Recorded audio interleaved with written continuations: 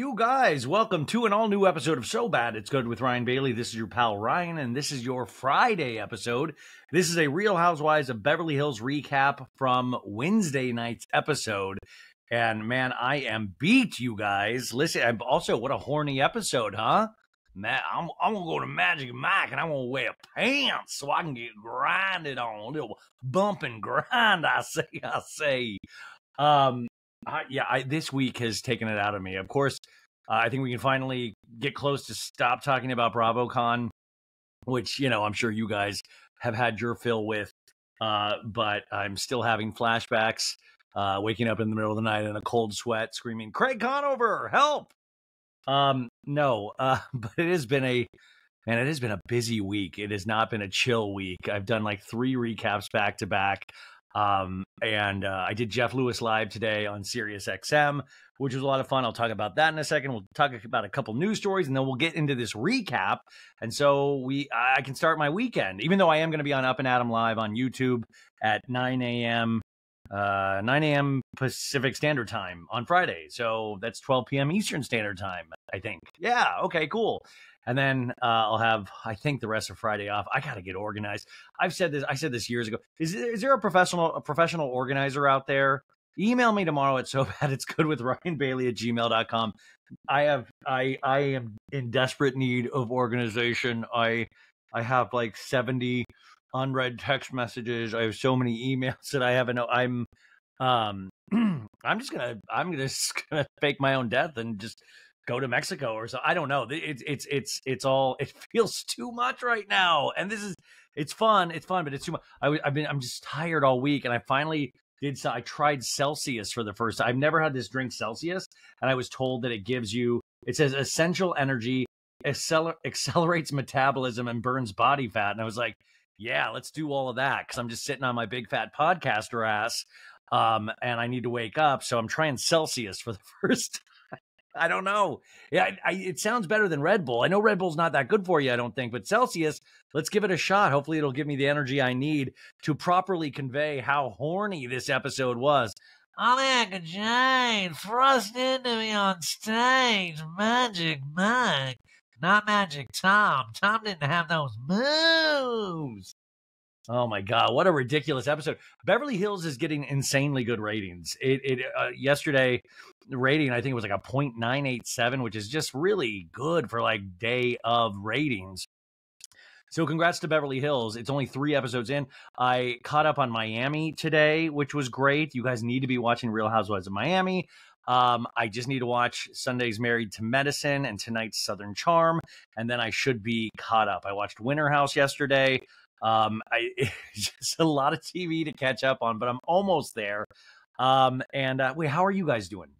Hey, we're here at Friday. Yeah, isn't that exciting? You're done. You're done. When you're listening to this, remember, you got the weekend. You have the weekend to recharge. What are you guys going to do with the weekend? Do something really cool, or just don't do anything at all. But enjoy doing anything at all, and don't feel guilty about it, okay? It's totally fine. Just lay there and stare at one spot on your ceiling or your wall. It's going to be great. Also, if you like this podcast, remember to rate it 5 stars on Apple Podcasts and Spotify. I'll be doing Patreon episodes over the weekend. Hello, my baddies. I got to catch up on Kardashian episodes for the Patreon, but I wanted to read you this article. This came from this week's Kardashian episode. It says, Tristan Thompson tells Kourtney Kardashian in this week's The Kardashians, quote, "When I cheat, I feel disgusted the next day." Did you ever know that you're my hero? You're everything I would like to be. Oh, Tristan, what a man. Oh, he feels guilty the next day. Usually day of, I feel pretty good. I feel pretty good cheating the day of. The next day, sometimes I feel bad. Will you feel bad for me and take me back, Chloe? What a trash can. Trash can Thompson strikes again. Wow, you feel bad the next day? Wow. Okay, this is a good Samaritan. This is a good guy. What a good guy. What a doofus. My God, you guys. I said I did Jeff Lewis live today, and I think this was my third time on, and I was on with Justin Martindale, and I always look forward to it, but like I said, I didn't get a lot of sleep. I haven't got a lot of sleep all week, so I woke up. I was already kind of in a pissy mood this morning, And how it works is you go over around like 8:20 and you get coffee at this place down the street from Sirius. And, just say, hello, just small talk, nothing really big, anything funny going on, that kind of thing. And then you go in the studio and you do the show. And then after the show, you pretty much take off and you're like home within 15 minutes. It's the coolest, easiest gig ever. But it was a lot of fun. I always end up laughing a lot. I never know if, I always want to, anything I do, I always say I want to add value to. I don't know. I think it was funny. Justin was really funny today. Justin was cracking me up. But it was very non-dramatic. It was very just fun, that's what this stuff should be. It should be fun. And remember, this is a fun podcast. We might make points here and there. It's not on purpose, but usually I'm trying to be stupid and make myself laugh and hopefully make you guys laugh. Remember, I did Beverly Hills from last week on Wednesday. If you want to catch up with that recap, we did Salt Lake City and a BravoCon recap yesterday. And now we're doing this week's Beverly Hills right now. And then we are caught up. Also, I got to talk to Serena Kerrigan, who I don't know if you guys follow her. She's awesome. She's doing a show in New York at Chelsea Music Hall next week. So go get tickets if you haven't already. She's great. She has this card game that they actually play in Real Housewives of Beverly Hills called Let's Fucking Date. And it like asks personal questions. You see the women of Beverly Hills playing the game in the episode. And I finally got to talk to her. And that'll be out this upcoming week. But she was great. And I was like, it always impresses me, these people that have built this really solid brand. And that's the thing that I find fascinating. And, I'm always like taking notes of like, how do you do this? How do you, they dub her the queen of confidence and I am the king of insecurity. So it's like those people fascinate me because I'm like, how do you get this? How do you study this? How do you, like, do you guys ever feel that way? Like, how do you face the day and try to stay positive when you're just not feeling it? And I think I've spent most of my life just not feeling it. And I want to feel it. I want to be good. I want to do as much as possible and give back as much as possible and try to be successful as much as possible and try to feel. There's just so much. I think it becomes so much in our minds. I know I constantly feel like I'm failing or behind or this or that. And it's one of those things that I don't think it gets easier as you get older. And you have to like kind of like working out, find ways to work out your brain to try to just comprehend everything that this world has to offer and everything that you're going through and everything that other people are going through. It can be really too much. And that's where we depend on these reality shows and pop culture. That is my safe space. That's the thing that makes me happy. This actually makes me happy. I wanted to read to you this. This is wild, you guys. Okay, so we did the Salt Lake City recap yesterday. Now, it turns out Heather Gay, you know her. She's the one that puke and peed in that Sprinter van this season. She has the Beauty Lab and Laser franchise in Salt Lake. And today it was revealed, this is wild, you guys. Today it was revealed that she is suing Heather Gay, or she's suing Monica Garcia. So she is suing Monica Garcia because Monica Garcia got services from Beauty Lab and Laser in 2020. And she was supposed to, 2019. She was December 10th, 2019, Monica signed a contract to pay upwards of almost $2,500 to get her face shot up with whatever filler they had laying around. Court docs show that Monica paid $449, which was the initial payment, and then she was supposed to make $200 monthly payments over the next 10 months, but failed to do so. Heather's name was not listed in the complaint because guys, there is a rule that you're not allowed to sue your co-stars, allegedly. So Beauty Lab is suing Monica, and they complain of suffering significant losses and damages because Monica allegedly skipped out on the bill. But then the great thing is, not the great thing, but the wild thing is Monica now is countersuing. Monica is countersuing and saying she got botched work, so she would never pay. So we are now suing each other, even though Heather, it's Beauty Lab and Laser. But I will say, this is the confusing part of it for me. Like, listen, if you sign up for something, you should pay. And if you worked out a payment plan, of course, you should pay. I'm looking at you, Discover Card. I'm so sorry for what I did 15 years ago. It's all good now, though, right? You should pay, right? But the weird thing is, this suit is this is 2019. Heather Gay or Beauty Lab and Laser choose to do it now after this season? And I told you guys on maybe Monday's episode that all the Salt Lake ladies are livid at Monica right now. And now we get a little more information on why. This Salt Lake reunion is going to be insane. And maybe that leads more to why they didn't do the Salt Lake City panel, which I really desperately wanted them to do. And that's maybe why they didn't do it, because they knew all this stuff was coming down the pike. But this is wild. They're countersuing each other, and Monica saying she got botched work and she would never pay for botched work. Also, I'm curious if Monica was introduced to Beauty and Lab and Laser through Jen Shaw, because that timeline would kind of add up. But my God, they're suing each other? And how is this going to be for next season? This is why it's wild. And Lisa Barlow's like, good, sue Monica, take her for everything she's worth. And you know, if they go to trial, there's going to be a character witness of Monica's mom, you know, LD, of like, fuck her. I love Heather Gay. I love her.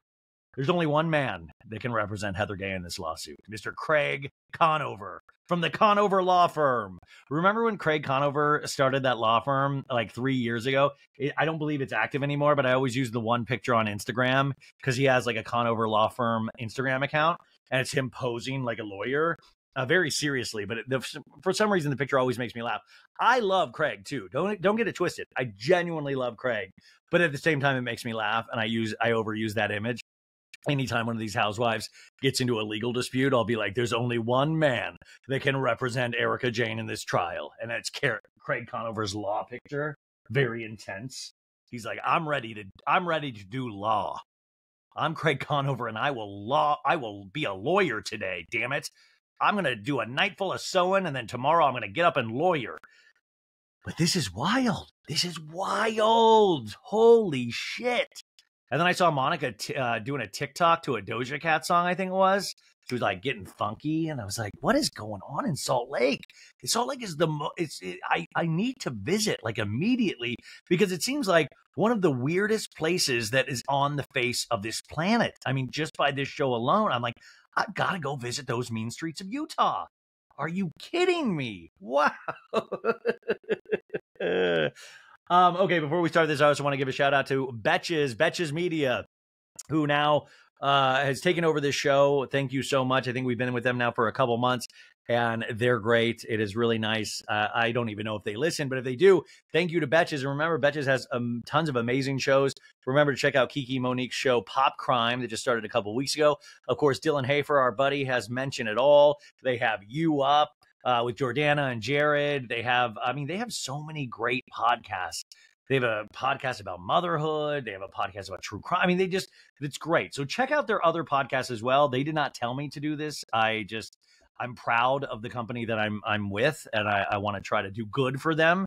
And that's the other thing. Remember, I know it's annoying to listen to commercials. I know I get it. But remember, that helps out this show. It helps out me in the long run. And it's one of those things that you can do. And if you like something you hear about, go buy it. If you like something, use my product code. I know that's wild, but remember, I want to do good.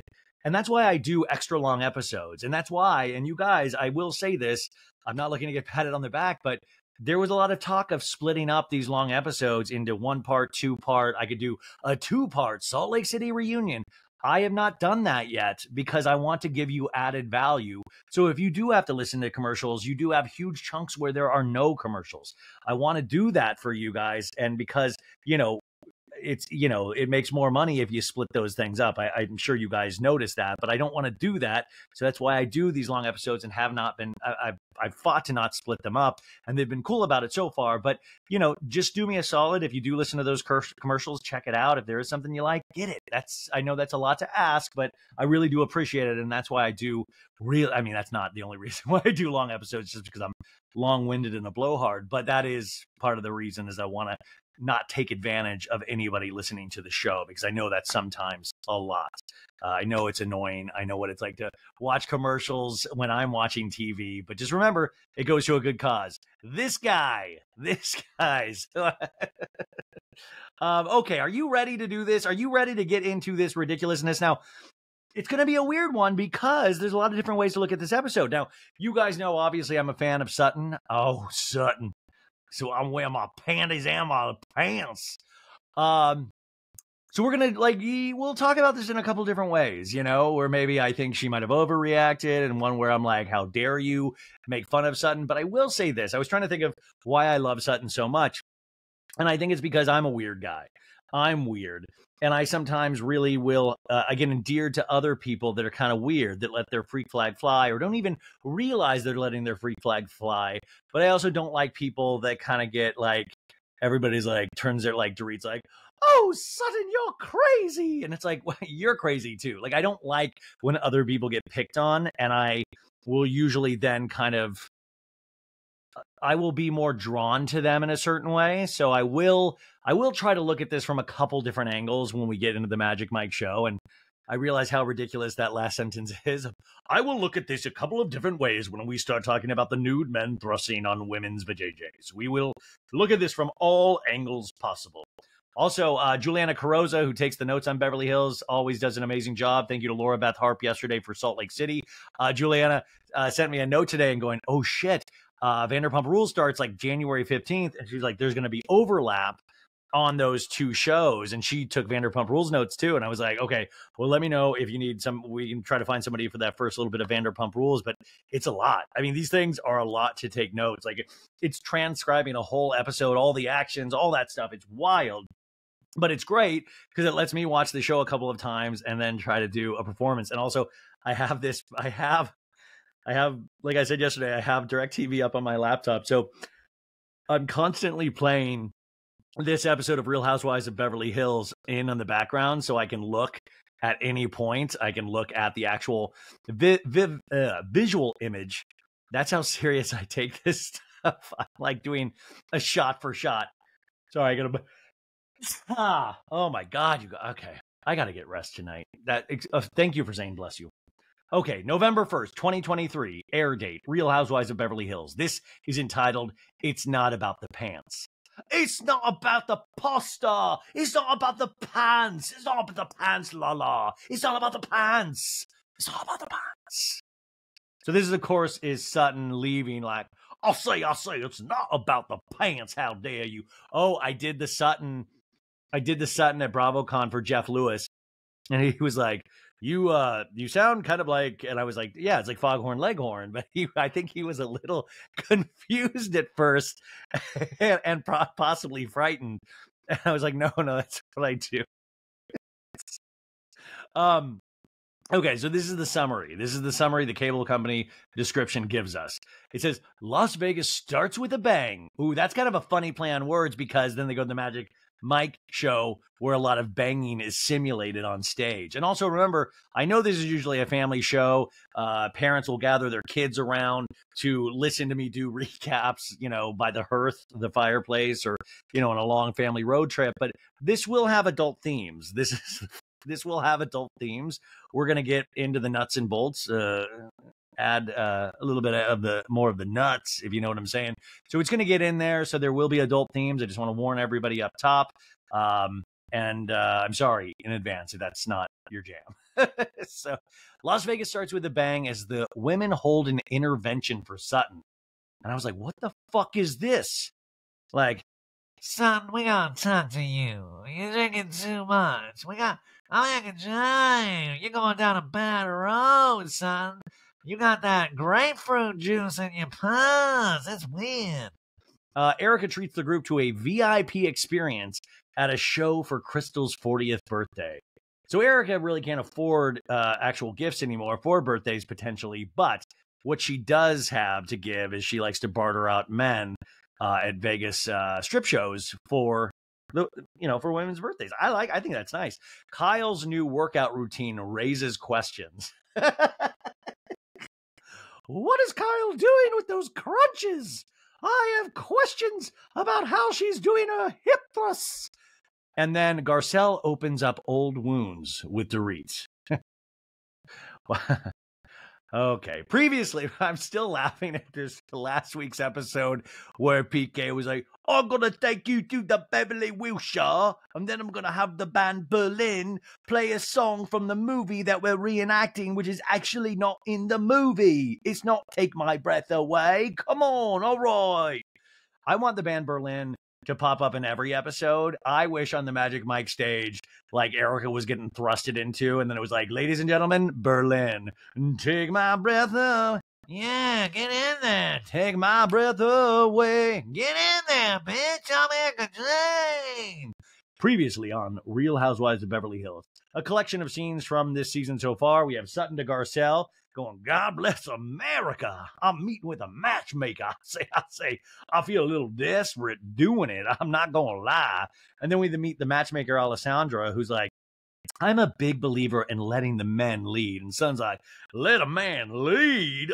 Are you kidding me? I say, what do you think about that, Mr. Fluffles? Mr. Fluffles is the cat I wear on my sweater. I call Mr. Fluffles. Not like Santos, my horse. I haven't put Santos on a sweater yet. I just got this beautiful collection of kitty sweaters. By the way, this, I got to tell you, folks, I think this Celsius just like hit hard. I feel like a little nauseous and like way too amped up. So get ready. That goes directly to you guys. Oh my God. I feel like that was weird. Does anybody drink Celsius? This stuff is wild. I really just got this like shot of energy. This is called Fantasy. I swear to God, they're not even a sponsor. It says Celsius, Live Fit, Fantasy Vibe, Sparkling Mandarin Marshmallow. Oh, gross. Like, who the fuck puts these flavors together where it's okay, what if we did sparkling mandarin, but what if, go with me here, what if we threw in marshmallow? I think just sparkling mandarin itself, I don't even need the marshmallow. Like, why don't we throw in chocolate and graham cracker? But this, man, this just hit me hard. Whoo, damn. Anyways, what if Sutton had a line of cat sweaters that she sells? That sounds like so obvious, like it's something that she probably has already done. Like, well, you might know me from Real House. It's like Shannon Bedore's Ship Station. Here at Ship Station, it's the best place to do postage. I'm going to run into a house. What if someone was like, you may know me from Real Housewives of Beverly Hills. Well, I definitely turn heads when I'm in Beverly Hills, walking down Rodeo Drive. When I've got my nice little Mr. Fluffles kitty sweatshirt on, I hear things like, hey, is that Sutton in a little kitten sweatshirt?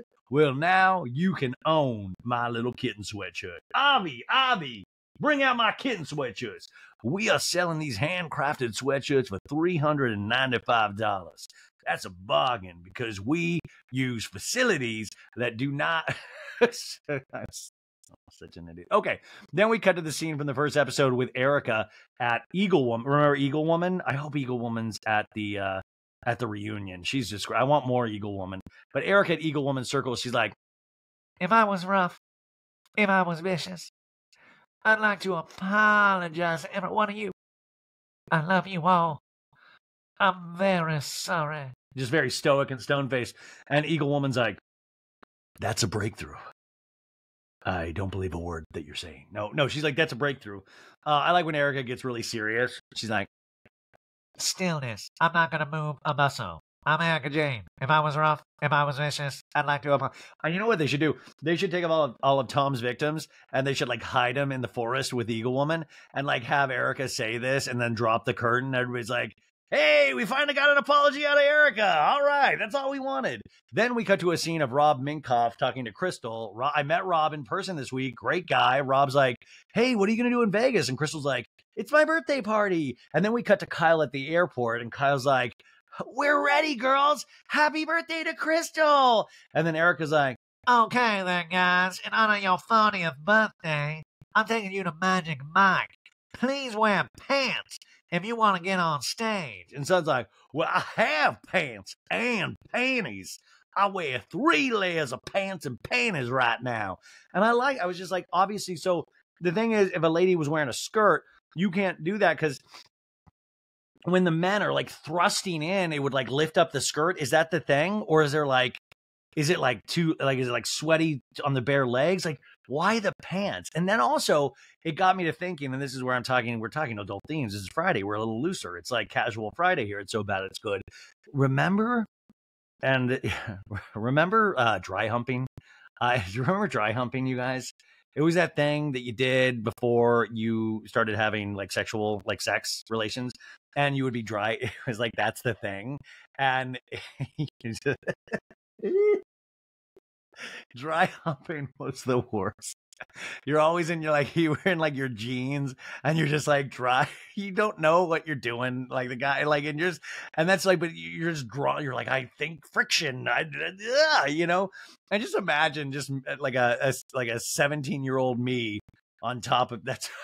Don't imagine. But it was. I just remember how even in that moment. Just afterwards, you're just like so filled with shame because you're trying to picture yourself. You're just like, I was just dry humping. Like I was just dry humping. And do people still dry hump? Like, isn't like you I truly think you age out of dry humping, don't you? Like after you're like 21, maybe even earlier, like you kind of age out of dry humping, I think. Like, is anybody out there still dry humping? Is anybody out like that's their favorite? Like, I'm a dry humper. Like, is anybody out there like, what turns you on?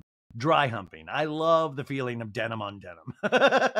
You got the metal zipper there. There's just very comfortable position. Oh God, you guys, I'm so sorry right off the bat. This has already gone off the rails. Okay, so now we open up in Las Vegas at the Resorts World, and the gentleman's like, welcome to your palace. There's monogrammed pillowcases, and Dorit's like, let the rumors start, because her and Kyle are sharing a bed. And, you know, Morgan Wade's like, no, you can have the rumors instead of me. She stopped me. We didn't have taglines in the version that we watched. And the music starts. It's like, make your money stack for me. Make your money stack for me. Make your money stack for me. Because we're in Vegas and it's about money. The ladies are settling in their suite and having a buffet lunch. And Dorit's like, so what's for lunch? Beep boop, boop, boop, boop, boop. I feel it would be great if Dorit's just counting stacks of cash to get stolen later by somebody downstairs. I feel like I have to make room for these mashed potatoes with truffles. Beep boop, boop, boop, boop. Oh, I should take some home. I brought Tupperware for Jagaloo. Jagaloo loves truffled mashed potatoes. PK as well. I wish we had like flashback or like cutaways to PK with the kids. You know, it's like Jagaloo's like, Daddy, Mom said not to let you eat the Fritos. Oh, don't tell Mommy. It is Daddy's weekend. I'm going to eat all the potato chips I want, all the crisps I want. Anyways, Crystal's like, yeah, these mashed potatoes are delicious. And Garcelle walks in and is like, where's the bitches at? And Dorit's like, we're waiting for you to eat. And Garcelle's like, I don't want to eat. I want to go meet men. But we're really going to eat? And Dorit's like, what on earth? And Garcelle sarcastically says, hi, I'm Garcelle. And Erica walks in and goes, You've already changed? And Garcelle's like, yes, because I want to go meet men. And Eric's like, meet men? What is that? Remember that rumor? I don't know. I mean, that Erica Jane was dating that old like guy in his 80s from Vegas. Remember that? And she was like, what was his name? Like Shelly something? You guys know what I'm talking about? What was his name? You guys probably know what I'm talking about, but he was like a Vegas guy. This was just like about a year and a half ago. I wonder who she is seeing now.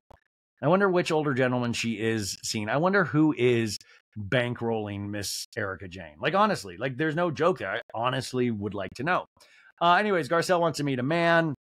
And Eric's like, hold on. Yeah. Hold on. Okay, meet man. And Garcelle's like, I also want to do an intervention. And Dorit looks around the room. Erica gives a crazed, worried look. I'm like, oh no, she's going to tell me I have too many hormones for my weight. Not Ozempic or Wegovy. Hormones. Wink.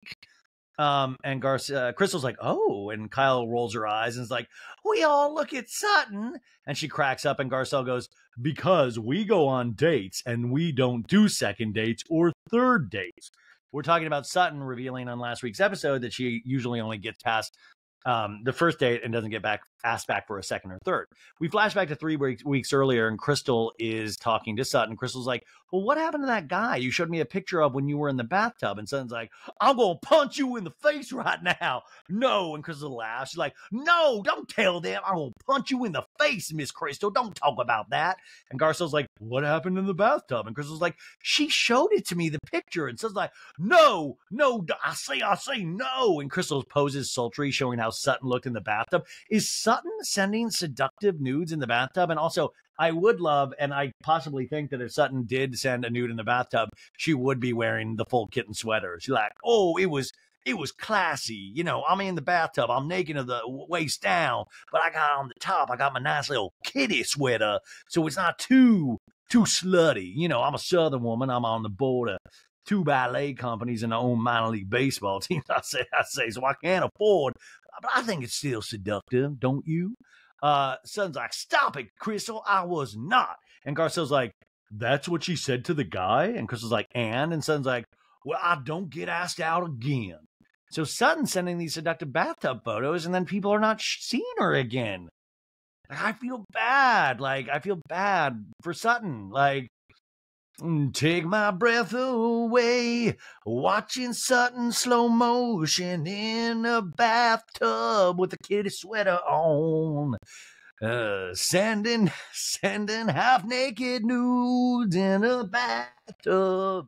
Back at the lunch table, Sutton's like, well, you don't go on first dates. And Garcelle's like, I do, Sutton. And Sutton's like, well, when you go out on a first date, I say, then you can talk to me about second date. And Eric's like, where's this coming from? And Kyle's like, I'm very, very, very, very, very curious right now.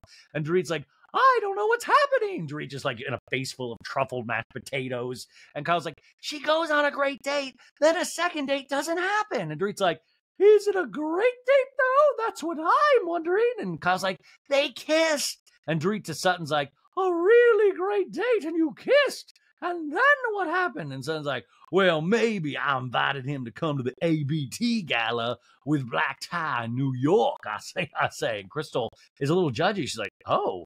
And Kyle hides her face in her hands like, oh my God. And Sutton's like, well, and then I don't really hear from him again. I say.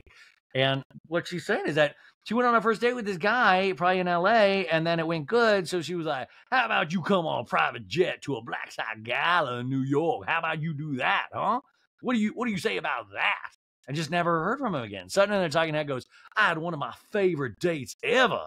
I went to a dinner with him. I let him come into my house. We played backgammon. I let him shave Avi's back. And, you know, we had a very nice conversation. And then I never heard from him again. I say. It breaks your heart. It really does. It really. How many people out there have been ghosted? Or, you know, I've had that happen a couple times in my past. It's not fun. It's not fun.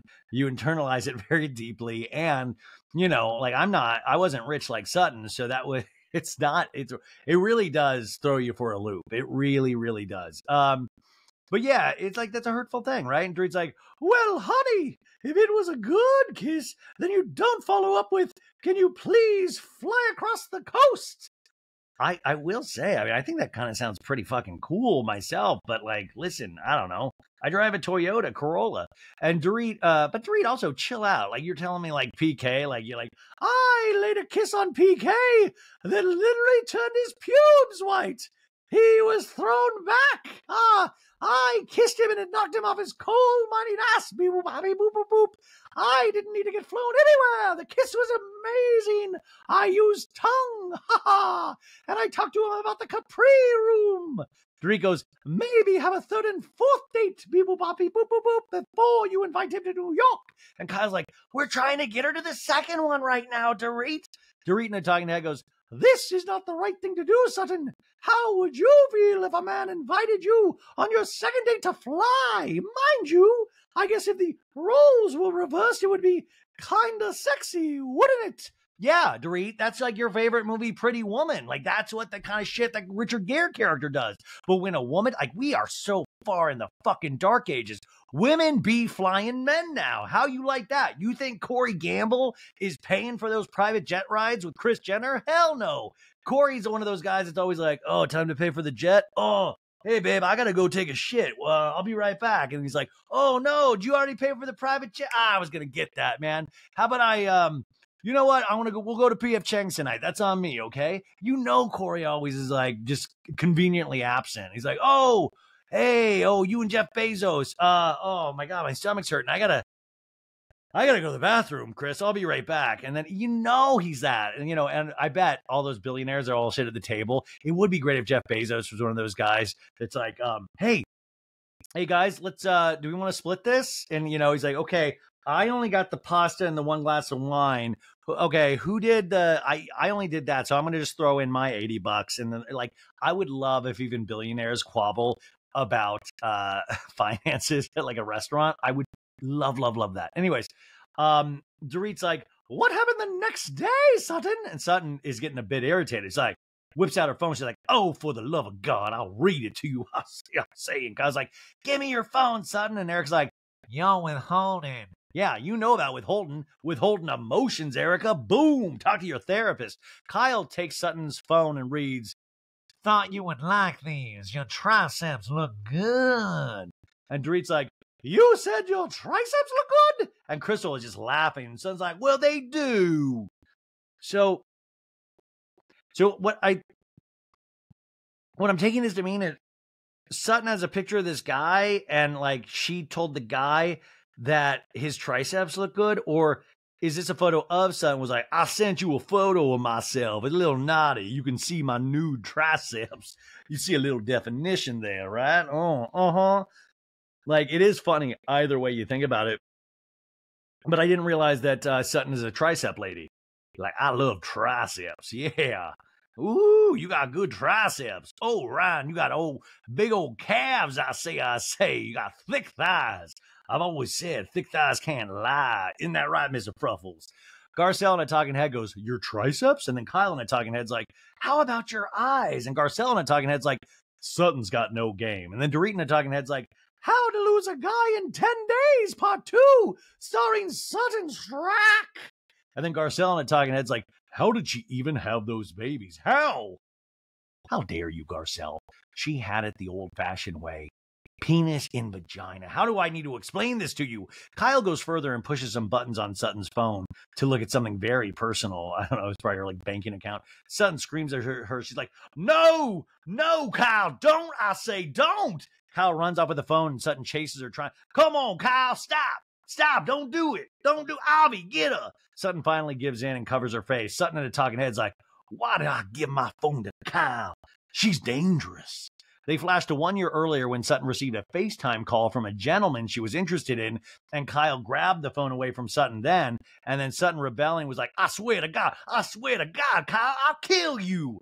Erica grabs the phone next. She's like, Hi, my name's Erica. We stole Sutton's phone. And then Sutton's like, excuse me, Erica Jane, I actually like him.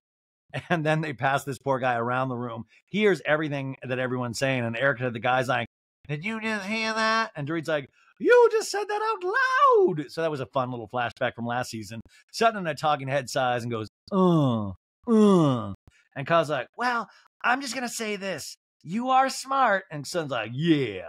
And Kyle's like, beautiful. Yeah. And Kyle's like, fun. And Garcelle and Sutton go, yes.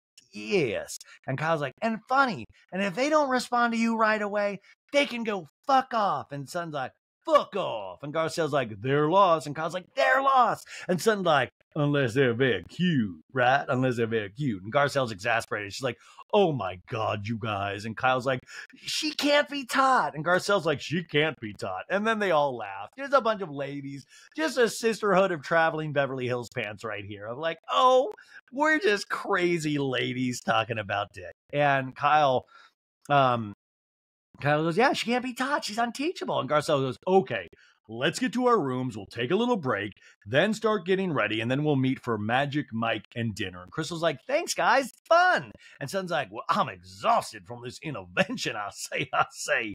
And Garcelle cracks up. I like Garcelle's throaty laugh. She's like, Dorit to Kyle in their shared room. She's like, did you know that Crystal brought glam? She brought glam, Kyle. And Kyle's like, wait, Crystal brought glam? I know. And Kyle's like, has she ever done that before? No. Well, did everybody bring glam? I mean, and Dorit's like, literally, if Crystal brought it, then probably everybody except for you and I. Beep, boop, boop, boop, boop. We cut to Sutton, and Sutton's looking through her closet. And remember, Avi, her assistant, who we met in the first episode, he came earlier and unpacked her a la Diana Jenkins last season, where Diana Jenkins would be like, I am Diana Jenkins. I send my assistants to unpack. My Diana Jenkins sounds ridiculously close to my Dorit. I'm so sorry.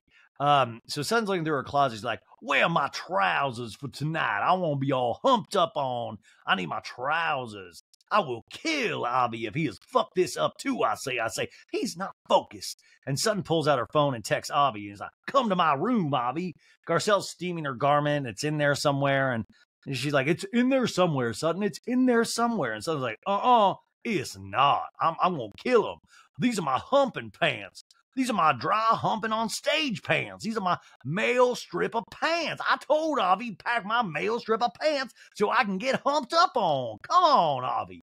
We see Avi, the assistant, Sutton's property manager / assistant, coming down the hall to her room with fear in his eyes. He's like, and Sutton's still in her closet, goes, Avi wants to die today. I love, like, Sutton's like, I'm going to take a rake and stick it up his butthole. Yeah.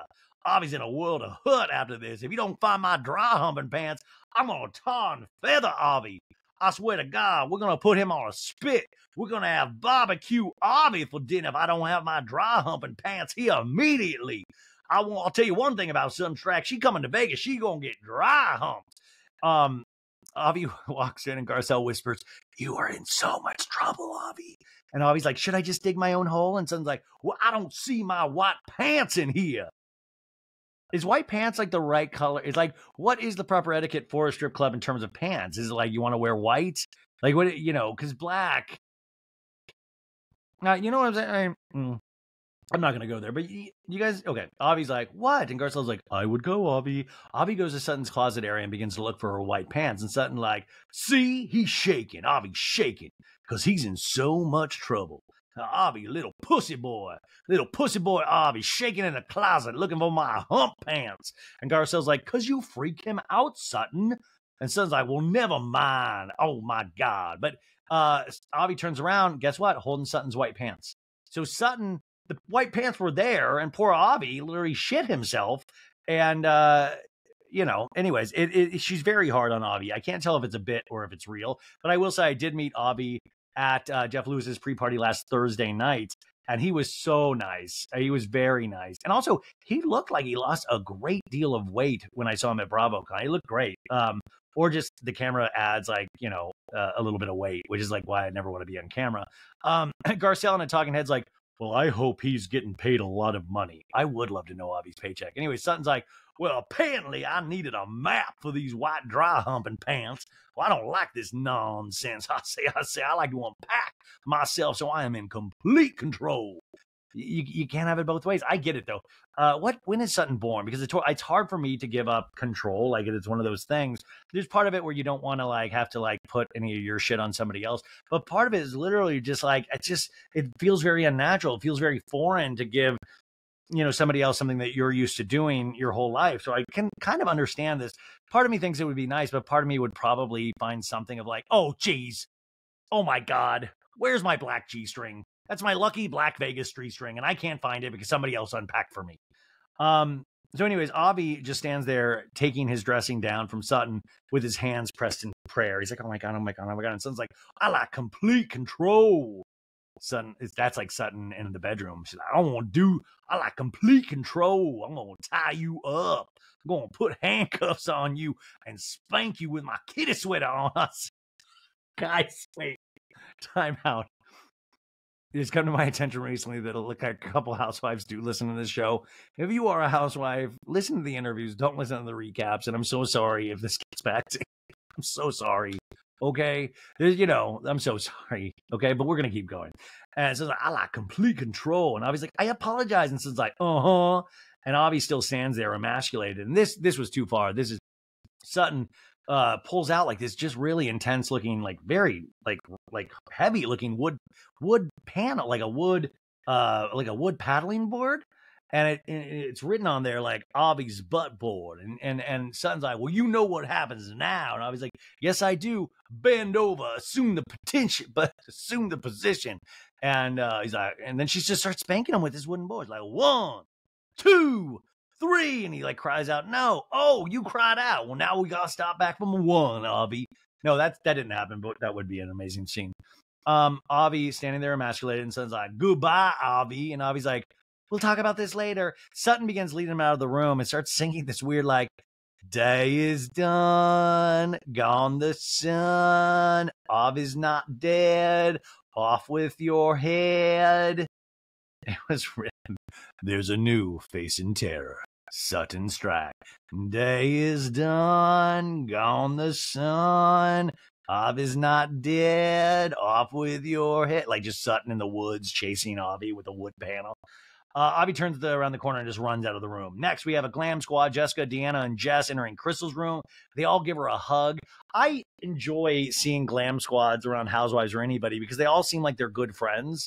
Like, and that's another weird thing. It's like you have to like form like personal bonds with people that are doing your hair and makeup. And that's got to be another, like, I just try to get through every day. It's like, I try to get through I talk so much that I try to not talk as much as I can.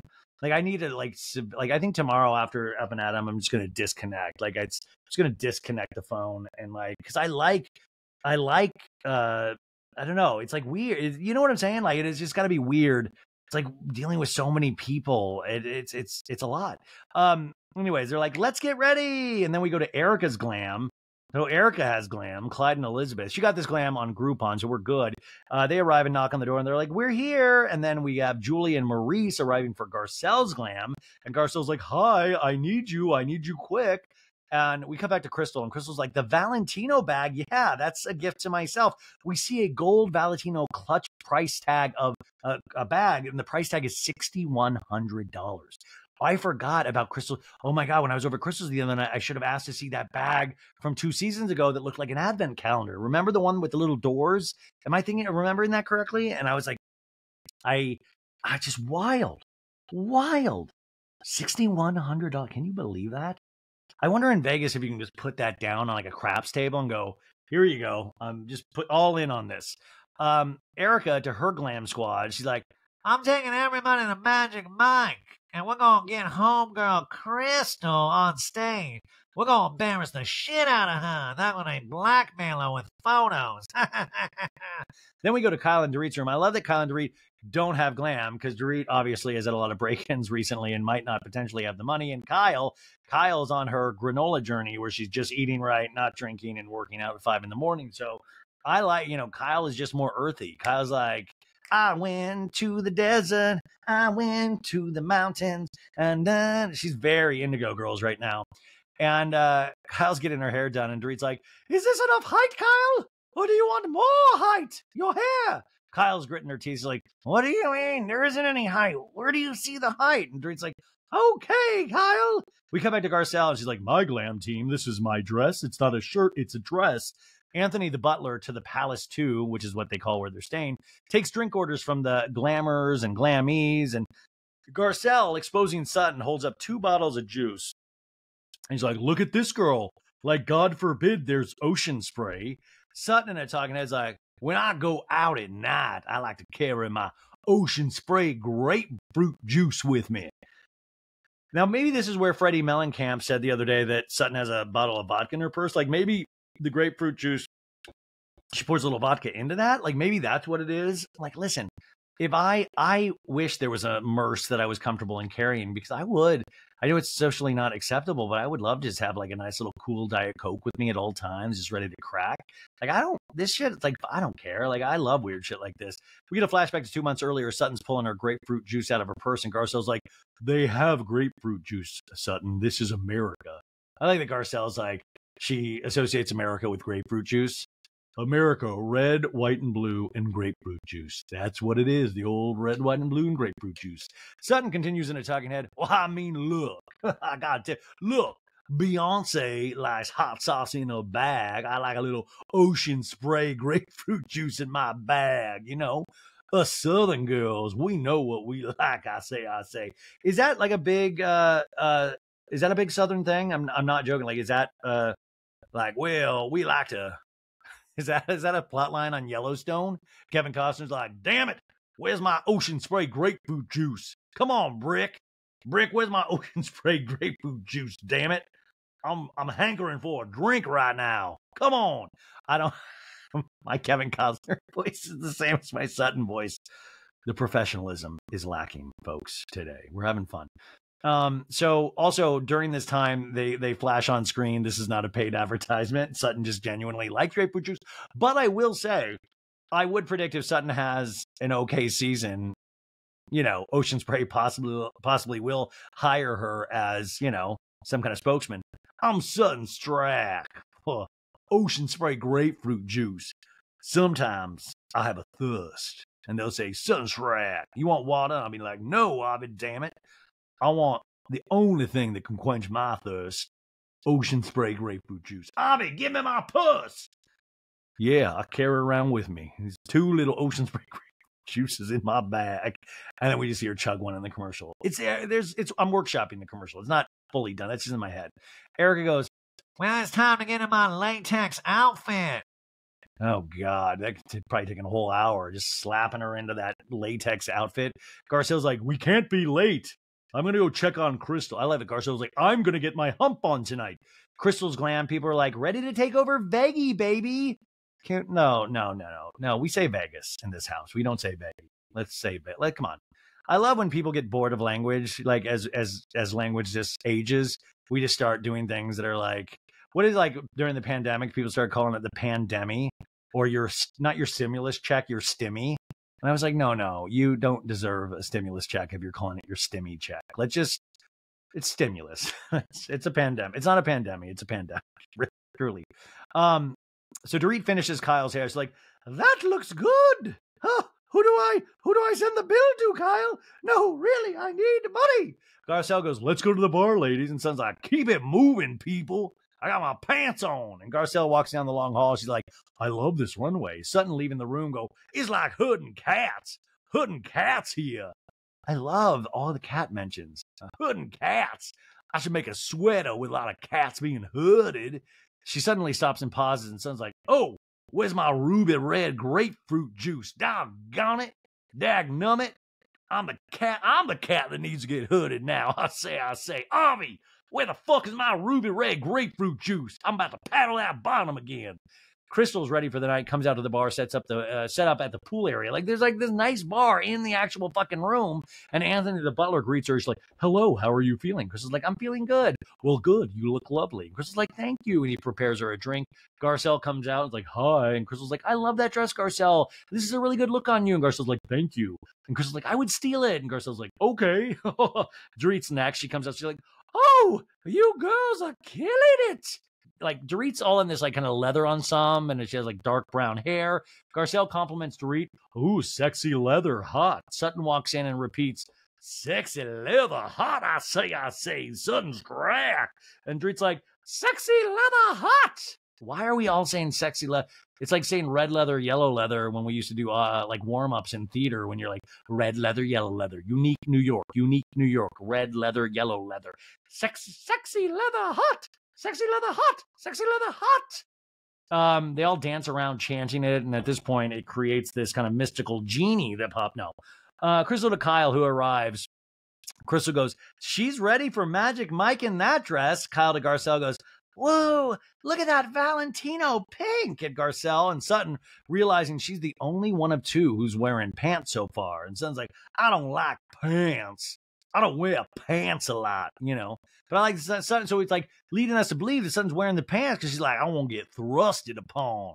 Normally, I like to show these gams. I like to show Sutton Strike gams, a little calf and knee action, I say, but I'm wearing pants because I want to feel a bulge, just like roam over these pants, these white pants. You know what I'm saying? I say.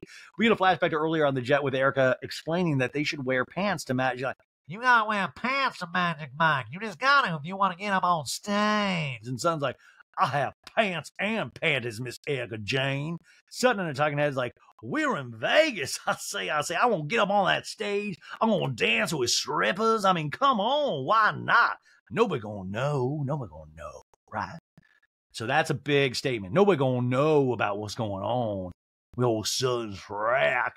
Getting thrusted upon, nobody gonna know. It's gonna be all a little secret. Just me getting thrusted upon in a pair of white pants and a big old pair of panties and a chastity belt. And what happens in Vegas stays in Vegas. I say. Garcelle's like, where's Erica? We see Erica finally leaving her room dressed in a painted on all black latex pants and jacket. It's so tight. It looks like she can barely walk, which is really funny to watch. I will say this. I'm not a huge fan of Erica Jane, as you know, but it is nice to see her away from Rinna. Because later on in a scene, you see her that where she could have really gone for Sutton. She's like, I gave him a fight for Lynn. I'm good. It's all right. and there was this no fight in her, and I like that. I like some, because if Rinna would have been like, feel that rage, Erica. Let that rage out. Go for Sutton. Sweep the leg. Take her down. You can leave. Rinna would have been like, Erica, it's your duty. She's making you look like an idiot. Go and wait till she's asleep and then jump on her bed and smack her.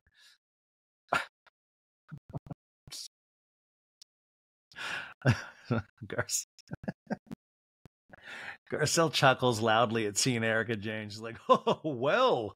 And Kyle looks her up and down. She's like, it's giving me Berlin. And when Kyle said that, I literally thought she meant the band Berlin from last week. And I was like, ladies and gentlemen, Berlin, take my breath away. Because they used to, remember when they would do that? I don't know if they still do that on the Bachelor franchise on ABC.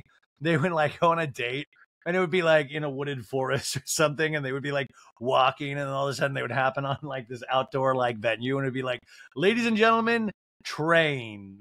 And they would drops of Jupiter. It would be ladies and gentlemen, bare naked ladies. One weekend and look at me. It would just be always in the middle of something. And then they would all have to act like they knew who the band was and dance and sing on the bat. Oh, I love those scenes. Anyways, they flash back. They're not talking about Berlin, the band. They're talking about Berlin, the area that they went to on a cast trip in 2018 when Erica was dressed in red latex and she got out of the car and she almost got ran over by a bicycle. And she gave that dirty Erica Jane look you don't know how rich I am. I can own you. When she had money. And it was that boat excursion trip where Brandy slapped Lisa Vanderpump in the face. Iconic trip. Sutton waves her giant wad of money. She's like, I got a lot of ones. Do y'all remember these? These are dollar bills. This is how I pay Avi. I pay him in ones. Sometimes I pay him just in pennies, and I'll give him a million pennies, make him take it in the bank. But these are ones, ladies. We're all too rich to even know what a one looks like anymore, right? But yeah, I'm gonna stick these up somebody's urethra tonight. Yeah, I'm gonna put this in somebody's butthole cavity at Magic Mike. I'm wearing pants, but you gotta take your pants off so I can put these dollar bills where the sun don't shine. I say. Erica's like, nobody let me touch any money because the tax authority will say I owe it to them. Garcelle laughs, but I don't think that was a joke. Eric's like, no, for real, give me the money off camera. No, for real, just hand it to me. Just take a left, yeah. Just hand me the money, please. Just do it off camera, please. Garcelle's like, follow mama, ladies, and they leave for Magic Mike in jovial spirit. So we're in a good place. Everybody's having a good time, and the music plays I'm a big boss. I'm a big boss. Never take a loss. If you ain't getting money, getting bread. And the Sprinter van delivers the ladies to the Sahara, and Garcelle's like, oh, we're here. Oh, in no time at all. And the ladies walk through the casino, and they're greeted by Amber, the VIP rep for Magic Mike Live. Amber's got an interesting job. She's like, are you guys ready? Are you guys ready to potentially have an orgasm tonight? What's the VIP rep of do you guys want to get stimulated tonight? What? How do you check in with somebody after the Magic Mike experience? Did you guys almost achieve orgasm? Is everybody hot and bothered? Okay, good. That's what we're here for. Anyway, she's like, welcome to Magic Mike. Nice to meet you. Would you like to get a drink? And Erica's like, yeah, we need drinks. We need men. Erica Jane's all being Erica Jane. She's like, yeah, ladies. Oh, yeah. Remember Erica Jane? What was her place that she worked out in Jersey? She was like Jiggles or something. What was that place?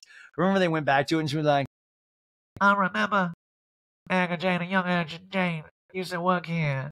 It was a go-go bar. And she was being sentimental about it. Amazing.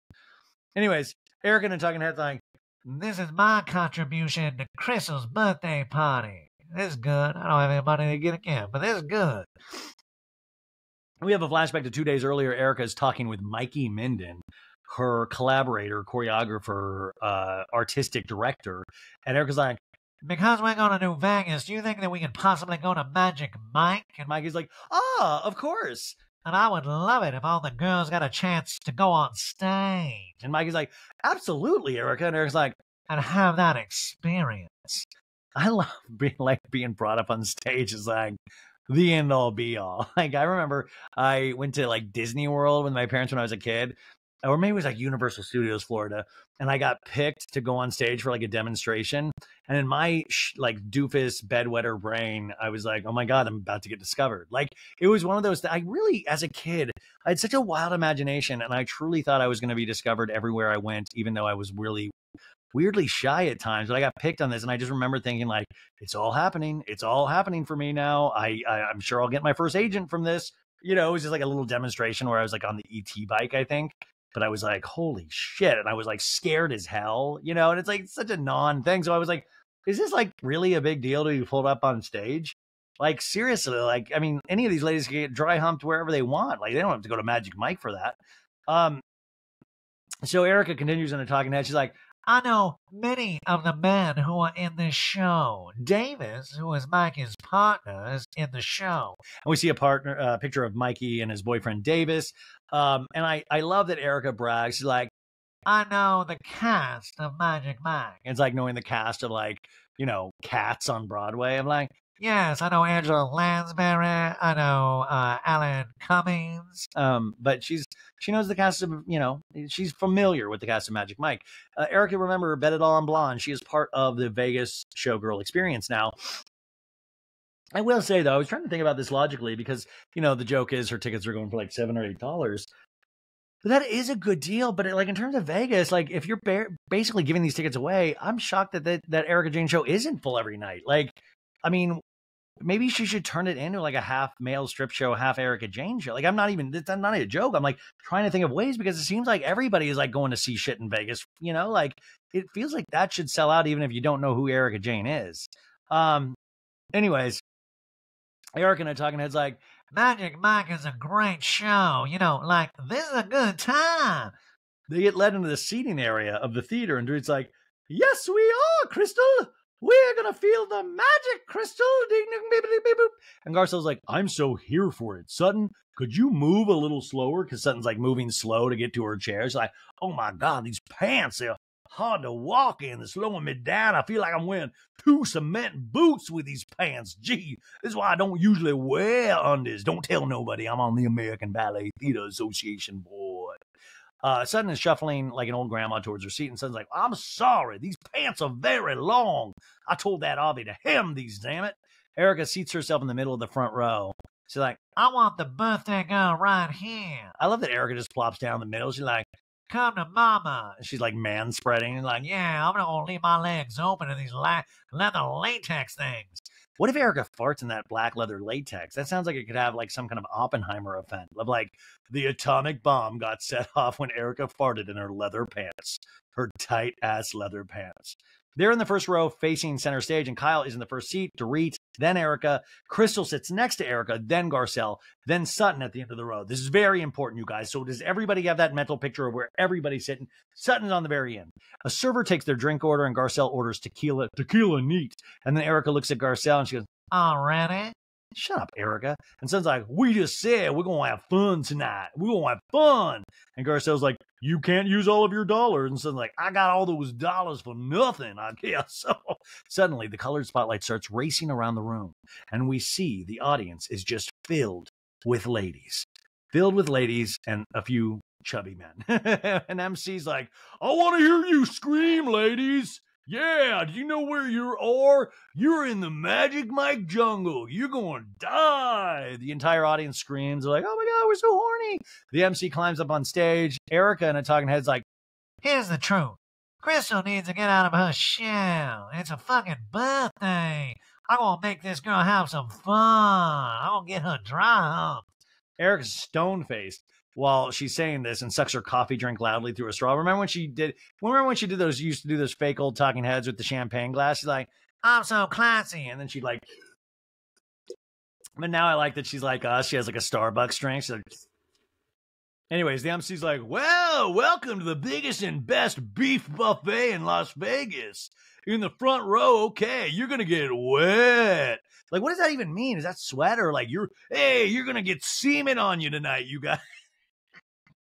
Hey, if anybody's allergic to semen, I suggest wearing a raincoat because you're going to get sprayed. and also the best beef buffet. I'd be like, holy shit, I'm feeling nauseous. What's going on, Las Vegas? Let's make some noise. And the audience thunders. 12 guys in Old Navy jeans and t-shirts proceed to jump out on the stage and immediately tear their shirts out like DJ James Kennedy at a concert. And Sutton yells to Garcelle, she goes, I'm kind of into this, Sutton. I say, why am I into this? I'm feeling tingles all over my body. And then Sutton starts chanting. She's like, we wore pants. We wore pants. Give me your pants. Give me your pants. I say. The guys are doing synchronized dancers. He's like, spinning, flip it up, rub it down. They're rubbing themselves, and the ladies all have smiles on their faces. Sutton screaming like, oh my God, I'm feeling things I haven't felt in forever. I say. The dance ends, and the audience goes wild as the men leave the stage, and Sutton stands up and claps like, my God, what a performance. This is amazing. Holy crap. And next, a solo guy floor jumps to the stage. Oh, my poor knee I couldn't do that. I would have to just like subtly get up on stage. I wouldn't be able to, I could possibly do that. I mean, a little chunky, but I could hoist myself and then I just take care of the right knee, just kind of, but then I would get up and then I would be good, but it would just be that I couldn't do the jump like this guy does. He's wearing a hat and he lets his jeans drop to the floor, exposing shiny red panties. And Sutton's like, now we're having fun. Jeez. The only thing that could be more erotic for Sutton if he exposed shiny red panties with a little cat in the middle. Like, oh my God, is that a tabby cat? Is that a tabby cat on his little Johnson area? My God, that man's made for me, I say. He suddenly sits on the side of the stage, revealing a large manly hood in his red panties, causing Kyle to widen her eyes and drop her mouth open.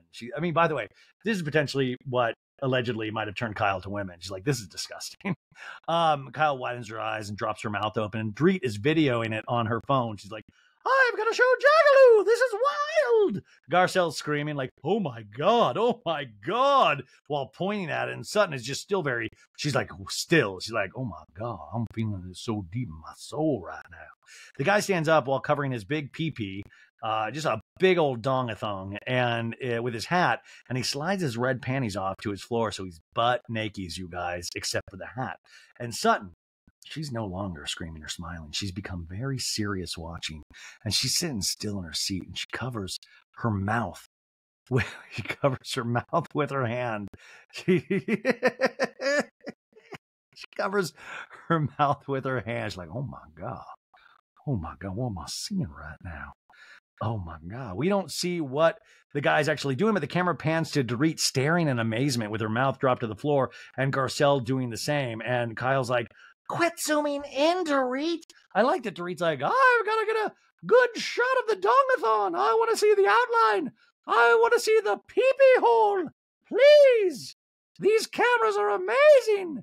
I brought my iPhone, but I also brought an Android because it has better cameras on them, and I need to see the outline of the dong. Beep boop, beep boop, boop, boop. The guy's song ends, and the MC shouts, let's give it up for the men of magic, the beef buffet. A guy dressed in pants and no shirt comes into the ladies' row, the Beverly Hills ladies' row of seats, and takes Crystal's hands and tells her to come up on stage with him. He's like, you're coming with me. We see the camera focus in on Sutton watching quietly. Like Sutton's like going through like a sexual revolution in her head right now. She's like, what's going on? Crystal getting grabbed. I wonder if they're going to see old Sutton got her pants on. You know, I got double pants on. I hope they see that. Another man, no shirts and pants only, comes into the ladies' row and stops in front of Garcelle. Go, ho, ho, ho, ho. Garcelle and her talking heads giggling. Oh, wow. His body is amazing. And it's so close to me. The guy turns around, is now facing Garcelle, and begins grinding his hips in her face. And Sutton's body language next to her is not very happy. Like, what's going on here? This old man's grinding into my buddy Garcelle.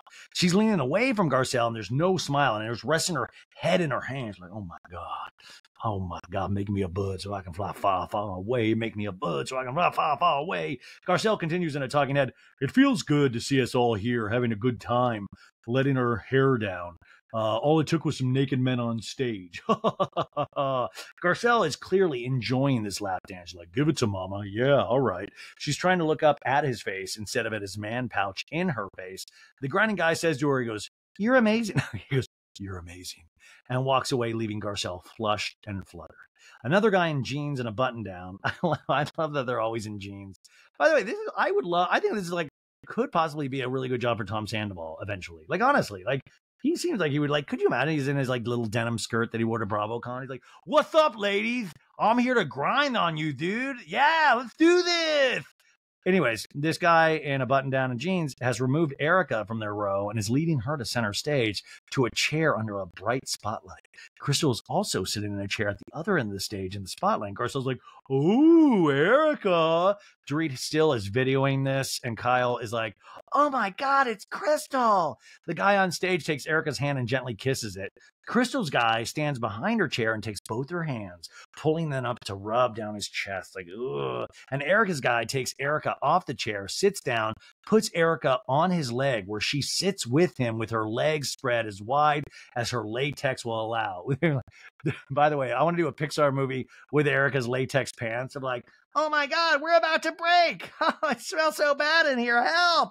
She's putting her legs too wide open. It's going to break. So in tandem on stage, Crystal has a guy doing acrobatic stuff behind her on her chair and grinding hard into her belly, going hard all over her. And Erica is now back in her chair, holding her guy's head in her arms, looking down on him, cradling him like he's her baby. And like Crystal's like being fun, like, but Erica's like, it's weird. I talked to her the other day. She was like, yeah, give it to mom and suckle. Yeah, I'm gonna breastfeed you. Like, it's way too serious. She's like, yeah, all right. I'm gonna look at you. Yeah, you like what you say? Yeah. I bet nothing comes between me and these latex black pants. And Crystal's guy stands up and tells her to jump up on him, and she does, and wraps her legs around his waist. Now, listen, I'm a friend of Rob Minkoff now, and how dare you, Crystal? How dare you allow this to happen to you at a Magic Mike show? Crystal in a talking head laugh. She's like, jumping on one of these hot guys. It's like, oh yeah, maybe I could turn 40 every year. So fun. And Garcelle's watching, laughing. Everybody's having a good time. Now, Erica's guy has done the same with her, and she's hanging on the front of him with her latex legs wrapped around his waist while he's walking around stage. Like, she's like, I'm a showman. I'm going to give the people what they want. Me looking like I'm getting penetrated.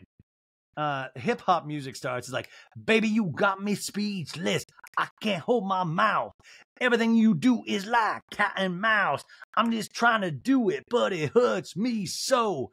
Every time I try to make you capture it and let it go. Erica's guy then lays Erica down on the stage, opens her legs, spread eagle in the air, and bounces his head down in her bits and pieces. And he's like pantomiming, the old, like, that oral thing. He's like vigorously, doing the thing with the tongue with the private part. But she has the latex pants on, and Erica pulls her legs down further towards the floor so she can really feel it. And she's like, she's laying down, but she's like looking up at him, like, yeah, you like, look at my eyes when you do that to me. Yeah. It's so eerie, you guys. It's like, it gave me the same feeling as that movie, The Ring, with the little girl in the well coming up. You're like, oh my God, I have 7 days to live after I see this.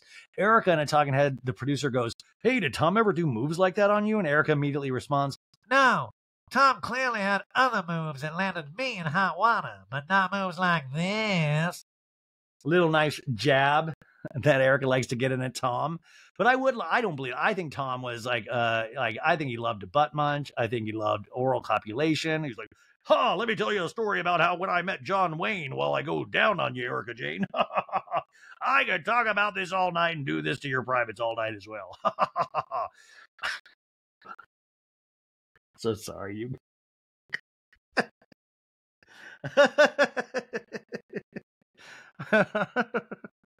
Oh, such an idiot. I'm never going to work again.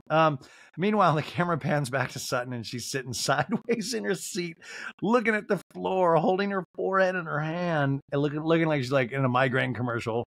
She's like, has this ever happened to you? Have you been at Magic Mike watching your friends get porked on stage, and all of a sudden a blinding headache? No, she's like holding her forehead in her hand, clearly bothered by everything more and more and more. So it's just probably like going through her head. The hip hop's still going like, you got me so twisted. You're trying to kill me. I see your text. Make me crazy. And by the way, Crystal's on the other corner of the stage going through practically the same scenario as Erica, but they aren't showing as much. Thank God, because Crystal is a damn delight. I do not want to see Crystal fiddled with like this. Suddenly the guy jumps up, meets in the middle, and they tag each other and trade girls. So it's like this weird, like, tag in, tag out. It's super weird. That's how the Magic Mike show does it. Dorit is still recording, like, I'm going to get this all on tape for later.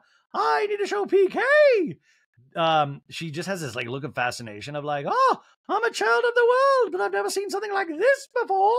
Kyle's smiling, Garcelle's laughing like, oh, yes, get the love bean. And Sutton's sitting still leaning on her arm like, oh my God.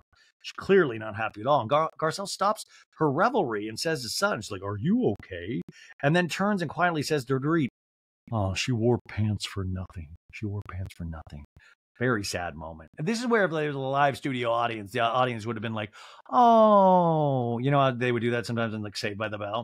Garcelle and a Talking Head's like, I think it hurt her feelings. She wasn't one of the cool girls that got chosen to go on stage. And she wore pants. Listen, let me give you a little pep talk, son. You are a cool girl. I think we are under the false assumption in America that the cool girls are the ones that get pulled up on stage and get dry humped to the point of potential orgasm. But damn it, that's not what makes you a cool girl. What is inside makes you a cool girl. The cat sweaters make you a cool girl. You don't need to worry about this. You don't need to worry about this. You're fine. Anyways, Dorit whispers back to Garcelle. She's like, I feel bad. And Dorit then turns to Kyle and whispers this update to her. You know, like, oh my God, Sandra wore pants. She's not getting pulled up on stage to get thrust on. And Crystal returns to the seat and points to Garcelle. You should have worn pants, Garcelle. Oh no, that's Crystal's like, I don't have a Crystal voice. Crystal's like, you should have worn pants. And Garcelle's like, I know. And Crystal's like, you fucking idiot. And Garcelle's like, I know. And Crystal's like, you fucking dumbass. Crystal's like really flying.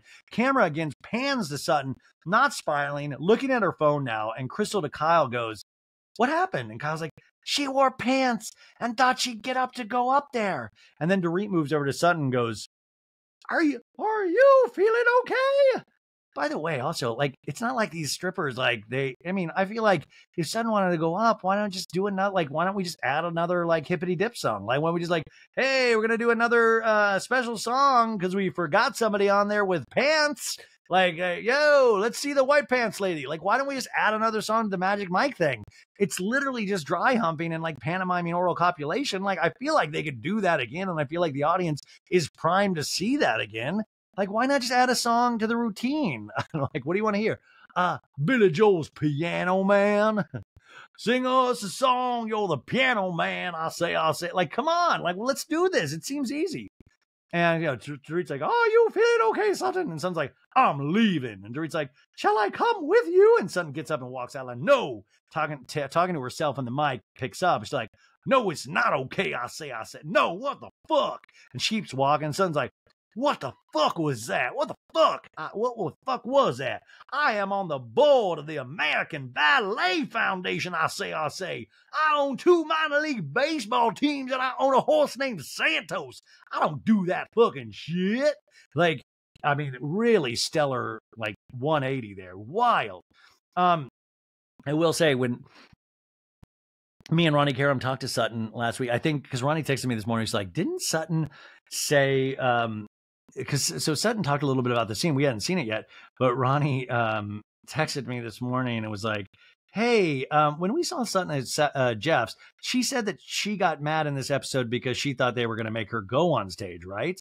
And so that's what she told us. She told us, she's like, well, I'll tell you what happened. It's like, I thought they were going to make me go on stage. And I was just mad because I thought they were going to make me. So that's what she told us. But I mean, listen, she's a proud lady. And also, but I like, come on, everybody deserves to be dry humped at the Magic Mike show.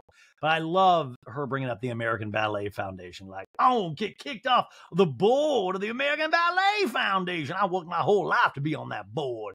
Now I'm going to get caught with my white pants up, getting thrusted upon. They're going to say, you going to never watch ballet again, Miss Sutton Strack.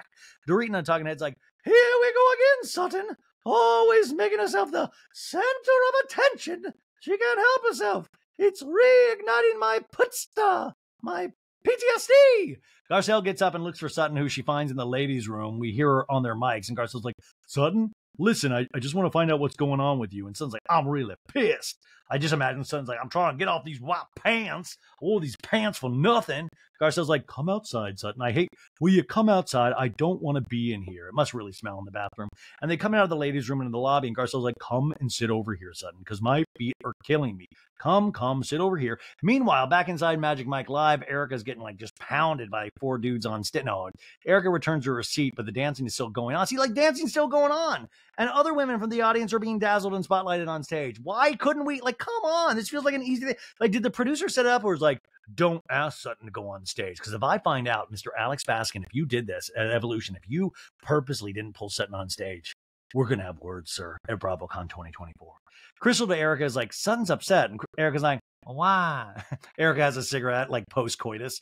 And Crystal's like, oh, I'm not quite sure. Someone from the show is now asking Kyle and Dorit if they're interested in being in the next strip show. This is what I'm talking about. And Kyle says, sure. And she gets up and heads to the bar area to sit on it. And in the lobby, Garcelle's like, so what happened, Sutton? We were having a good time. We were laughing and dancing. And all of a sudden, Sutton's like, yeah. And it was a fun show until I saw my 2 friends. They had their legs wide open. The man's face inside their crotch. I love that. Like, watching my women friends get all with their bits and pieces that God gave them. These guys painting the alphabet on Miss Erica Jane's privates. No, thank you. And Garcelle's like, well, okay, but Sutton, they're consenting adults. Well, that's fine. But I'm on the board of the American Ballet Theater. I say. And Garcelle's like, I understand that. Well, I don't have friends that get up on that stage and have men's faces in their crotch. Jeez, I haven't had that happen since the Lady Gaga concert. Yeah, you see what happened to her. Inside, Kyle's being laid on the bar, and a shirtless man is licking her cleavage and spraying whipped cream along her leg and then crawling all over her and sucking it off. Listen, and Kyle's not even wearing pants. Erica, Crystal, and Dorit are standing and dancing and screaming for their friend. You know, Dorit's like, woo, Kyle, get that whipped cream licked off. And Kyle's playing embarrassed and covering her face while she lays on the stage, and the man yanks his outer pants down to show his undies and then shoves his pants to the floor, and the lights go out and Kyle hops off the bar. I wish the man would have been like, oh my God, you disgust me. It looks like you have 4 tiny tattoos. You poisoned your body. Back in the lobby, Son's like, well, you can have all the fun and clap along and you think it's great, but I live by a different standard for myself. For myself. Where's my ocean spray? God, I'm a bunch of sluts. Kyle comes out of the theater and finds them. She's like, what's wrong? And Son's like, well, I didn't like that. And Kyle's like, oh, wait, what just happened? They flash back 3 minutes earlier with Kyle laying on the bar and the guy shaking the can of whipped cream and Kyle refusing him to shoot it in her mouth, so he sprays it between her boobs instead. And Garcelle goes, oh, what did you do, Kyle? And Kyle's like, I just had whipped cream licked off of me. And she checks her cleavage for sticky stuff. And Son's like, well, see, that's fine. That's classy. Whipped cream licked off of you. That's a little silly bit. You know, that's what they do in the ballet company sometimes. I'm on the American Ballet Foundation. Sometimes we'll just have a whipped cream performance, and that's very nice and classy. But that's good for you. But listen, spreading your legs with a man's crotch. No. I say, yeah. Spreading your legs with a man. No, it's spreading a man's crotch. Anyways, Garcelle on a talking head goes, I don't know what's going on with Sutton right now. I don't see why she's so wound up about this. Even for Sutton, it seems a little extreme. And Kyle on a talking head goes, Sutton was clearly upset that Erica and Crystal were getting all the attention up there with these guys. And then she mocks Sutton. She's like, no, that was very upsetting. I didn't get to dance with the naked man. And Kyle goes, are you upset they didn't ask you to go up there and you wore pants? And Sutton's like, no, how dare you? And Kyle's like, you wore pants for this, for nothing. Okay, well, yeah, but that's got nothing to do with it. Avi, my stupid assistant, wanted me to wear pants. And Kyle's like, well, maybe a little something. And Sutton's like, no, it had nothing to do with the pants. You hear me? Nothing to do with the pants, I say.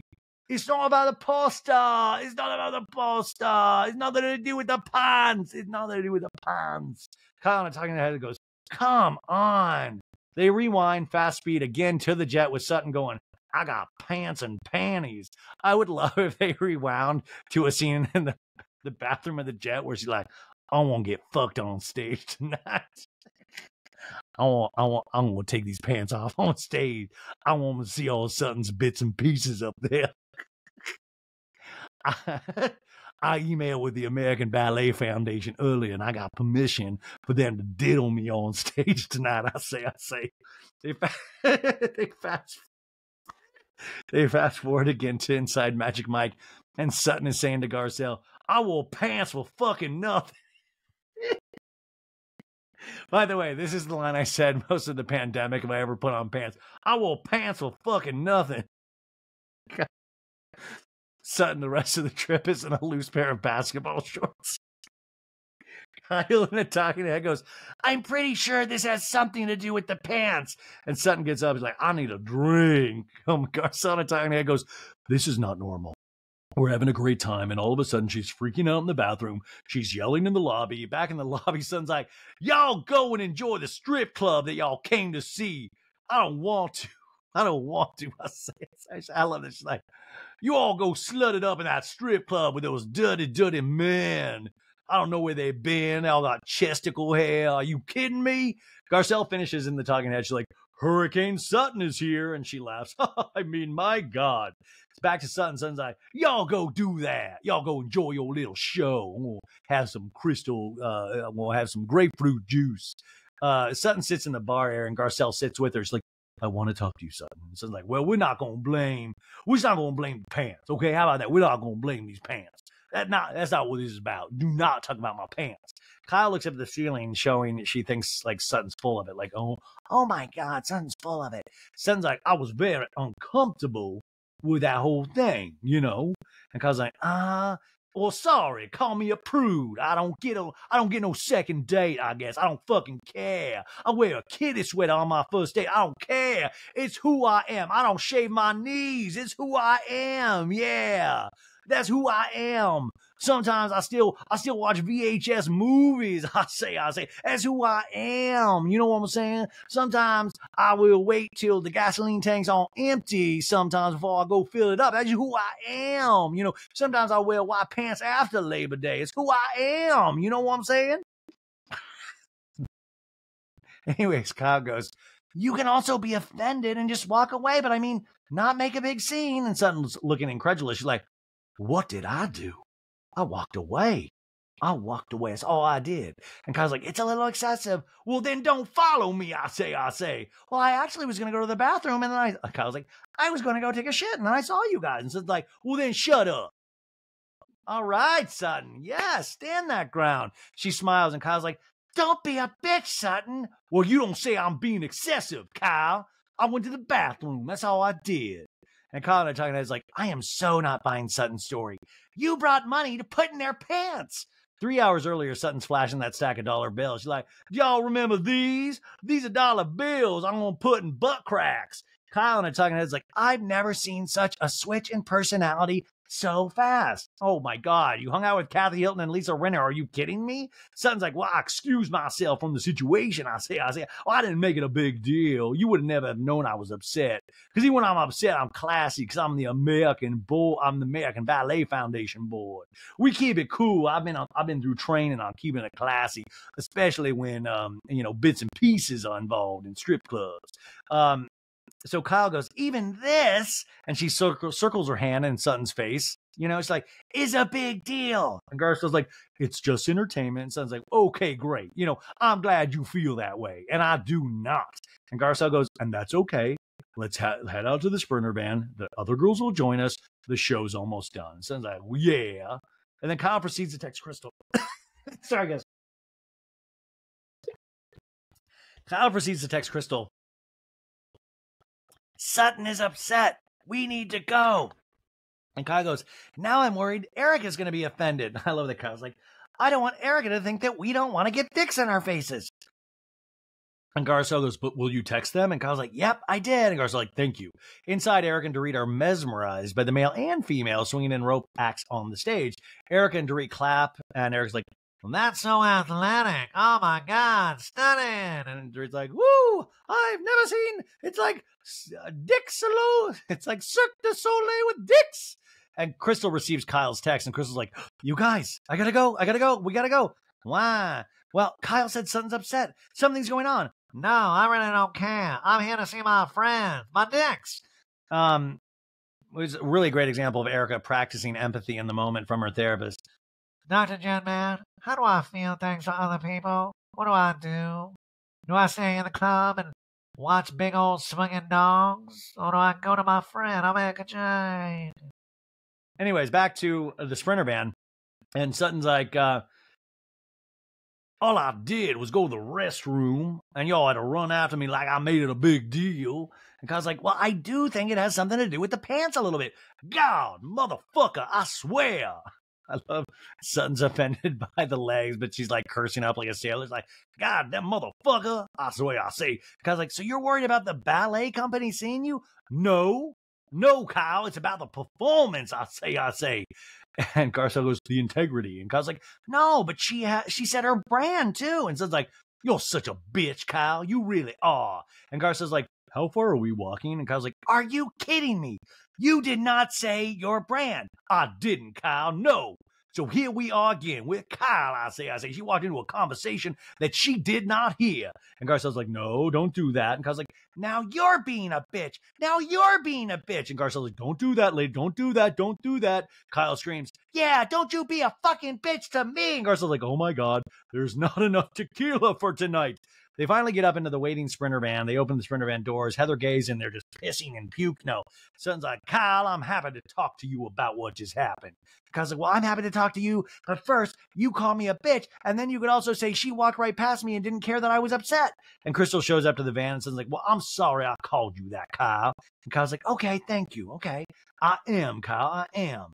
Meanwhile, back in the venue, the show is over, and Davis and David, dancers in the Magic Mike Live review, are up in the seats to say hello to Erica. And Erica's like an old theater. You know, she's a showman. She's like, hi, baby, how are you? Oh, yeah, we're just in the theater. We're wiping our grease paint off, right? And Dorit's like, we were living! The show's spectacular! And Erica's like, I love you sons of bitches. Well, we gotta go.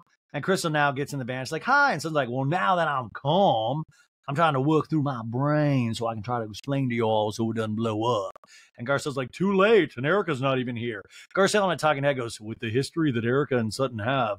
Ooh, we flash back to 2021. Erica's like, you mean quiet, Miss Small Town? I'm worried about my motherfucking reputation. You shut up. Remember when that's like 2 seasons ago? Erica and Aaron like, you mean quiet, Miss Small Town? I'm worried about my motherfucking reputation. You shut up. I love Garcelle on a talking head goes, Erica's going to walk into the Sprinter van and it's going to be World War III. Get your popcorn ready. This is the scene where I'm like, this is great that Rinna's not there, because Rinna would be like, they took you away from your friends with the big dongs, Erica. What are you going to do? Sutton took you away from the show. Killer. Dorit and Erica come out of the van. Dorit's like, don't tell me they've been waiting this whole time in the van.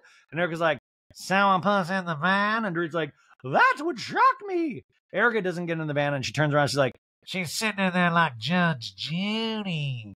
Dorit climbs in. Are you kidding me, ladies? You've been sitting in here the whole time. I was so sad not to see you. Beep, boop, bop, beep, boop, boop, boop. And Erica now gets in. What happened? What's going on? And Dorit's like, she was offended. And Erica's like, were you really offended? And Sutton's like, well, it was a spread eagle head in the crotch for me. And Erica's like, oh my God, that's my oldest dance partner for forever. Erica's like a pro. Like, oh, come on. I've been doing oral sex dances with that man since the 80s. Are you kidding me? And Sutton's like, well, it was just too much for me. And Erica's like, we were going to Magic Mike. We knew what they were getting into. And Sutton's like, well, I was just. And Erica's like, I'm not going to let this smile destroy that, because it was a perfect place. We're all adults, and that's exactly what it was. Erica's like, this is adult entertainment. Garcelle on a talking head goes, hello, anybody in there? Erica is calm. She's collected. She doesn't even seem bothered. And Erica on a talking head goes, I told you guys, I gave up fighting for Lent. On the jet ride to Vegas, we flash back to Erica going, I gave up fighting for Lent. And Garcelle's like, game on, bitch. Erica on a talking head goes, you're not ruining my fucking night. Erica's like, well, Erica's just pretty much had sex on stage. She's like, I'm good. Dorit's like, they really paid special attention to us. They gave us the front row. And all of a sudden, they saw 80% of our group is gone. Half of the night. I like that Dorit's like, we offended them. We offended the big dong cast of Magic Mike. Beep, boop, bop, beep, boop, boop, boop. Dorit in the talking head goes, Sutton leaves the theater in a huff, by the way, and then just doesn't come back. What kind of manners is that? Miss Manners herself. Chop it up, buttercup. Beep, boop, bop, beep, boop, boop, boop. Sutton's like, well, I get really upset seeing y'all like that on stage. All my friends slutting it up in Magic Mike, Because like, well, how do you feel the fact that we don't feel upset? Does that change how you feel? And Erica busts out laughing. She's like, because like, no, it's an honest question. Like, does it change how you feel? And Son's like, well, that's a good question, Crystal. Because like, Crystal goes like, I've been married for over 20 years. Dorit's been married for 8 years yesterday, and Kyle's been together almost 30 years. And I love that Crystal's like, and Kyle's marriage is perfect, right? And she's like, it doesn't bother us, Sutton. And Dorit's like, and I guaranteed our husbands won't feel offended. And Sutton's like, well, I'm sorry again. I'm sorry. Kyle and talking head goes, Mo would never care that I was up on this bar with a man licking whipped cream off me. So I really don't think that Sutton should be offended either. I mean, the only thing that could possibly offend Mauricio is if like I hooked up with a 26-year-old lesbian. And then she's like, wait a sec. Oh, I gotta go. Something just occurred to me. Sutton's like, well, I'm sorry I'm taking this reaction. I'll calm down now. I had a little ocean spray grapefruit juice.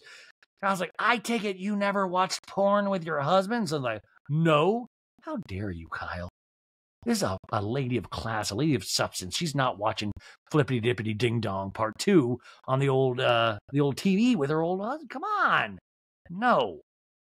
So maybe I'll watch a little Bridgerton. You ever seen that show Bridgerton? So I'll put that on, a little sexy time. But no, I don't watch no pornography. Are you kidding me? Garcelle and Tiny goes, she had to have had sex, right? Did Sutton have a stork? She's talking about her kids. And they arrive back at Resorts World Hotel, and Erica's like, were you offended? To Garcelle, and Garcelle's like, no, we were at Magic Mike. And Erica's like, we didn't even see penis. Well, I mean, maybe you need context. I saw penis. And Garcelle's like, no, I mean, if that was a strip club, I want my money back. So Garcelle wanted to go further. She's like, there wasn't even any anal. They head over to one of the hotel restaurants, Boohoo, and Sutton's like, hi, we have a reservation. I'm Sutton. I wore pants, but I didn't get creamed on at all. It's all my slutty friends, but we're just hoping to get a little bite. And Garcelle's like, woo, we took a turn. And Sutton's like, I know.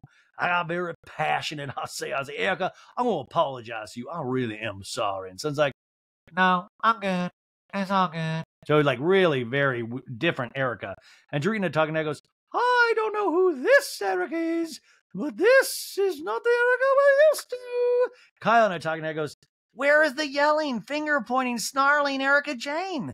I was not expecting this reaction. Do you think production was disappointed? They were like, wait, what? What the fuck? Wait, I thought there was going to be a fight. So the food arrives, and Garcelle's like, so what's the plan? Wait, why am I asking what the plan is? Son's like, well, you know what the plan is tomorrow. And Garcelle's like, yes, I'm having lunch with Oliver. Remember, Oliver works at Vanderpump Paris at the Paris Hotel and Casino. He's like, oh my God, how nice. I've been meaning to ask. And Garcelle's like, he's really good. Is he advanced yet? No, they're almost done. And Son's like, well, you had a lot of moments with your boys lately, and you handled it so well. And we get a flashback to 2021, Garcelle telling the girls that she's like, my son Oliver has dealt with addiction. We've been through so much. And then Garcelle to Oliver in 2022.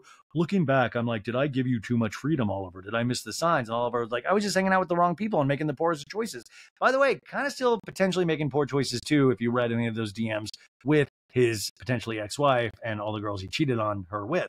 Garcelle goes, I try. It doesn't mean that I don't cry at night, sometimes thinking that I messed up. We saw that beautiful scene with her and her sons on the beach on the first episode of this season.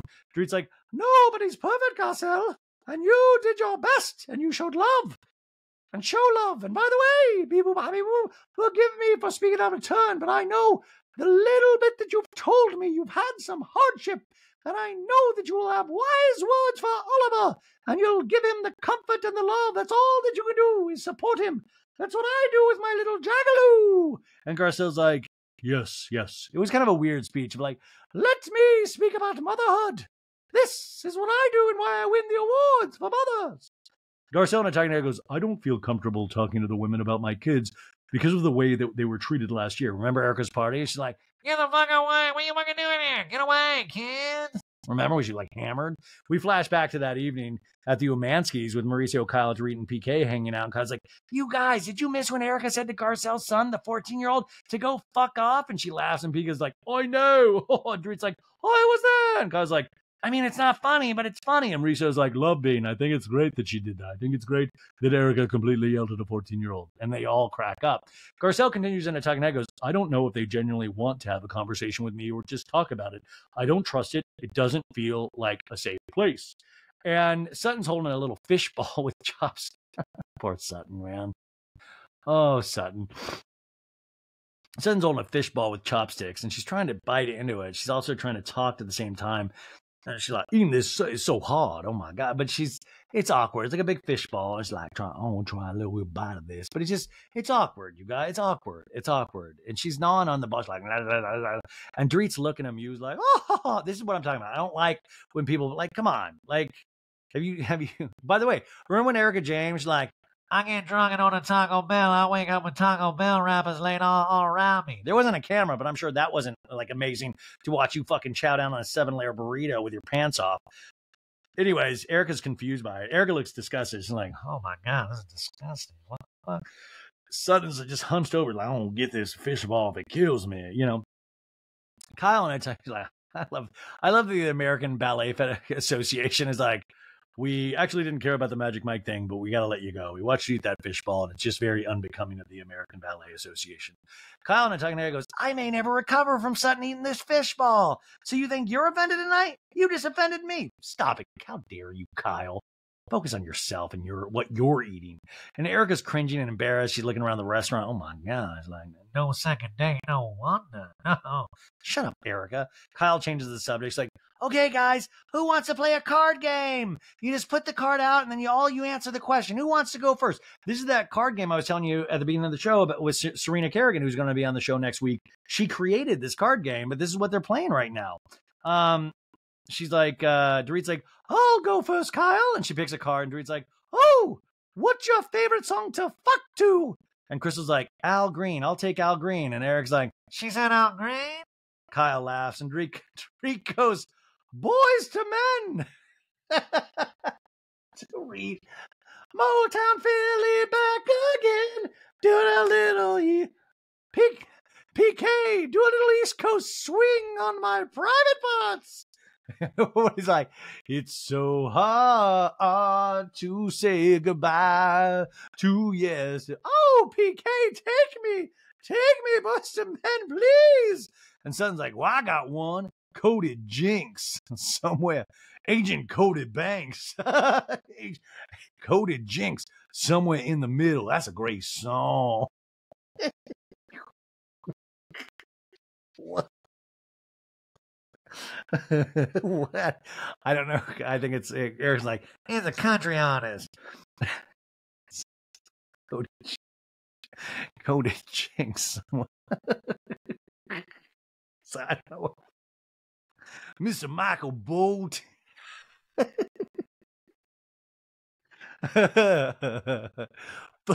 Fuck shot by Peaches.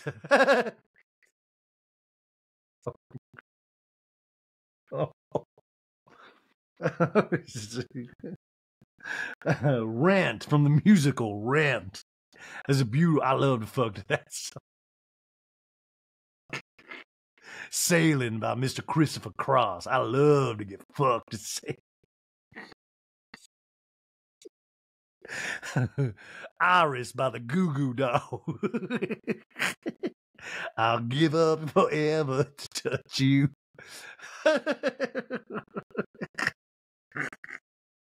Round here by Counting Crows. So Kyle's like, you guys, I have some better music for you.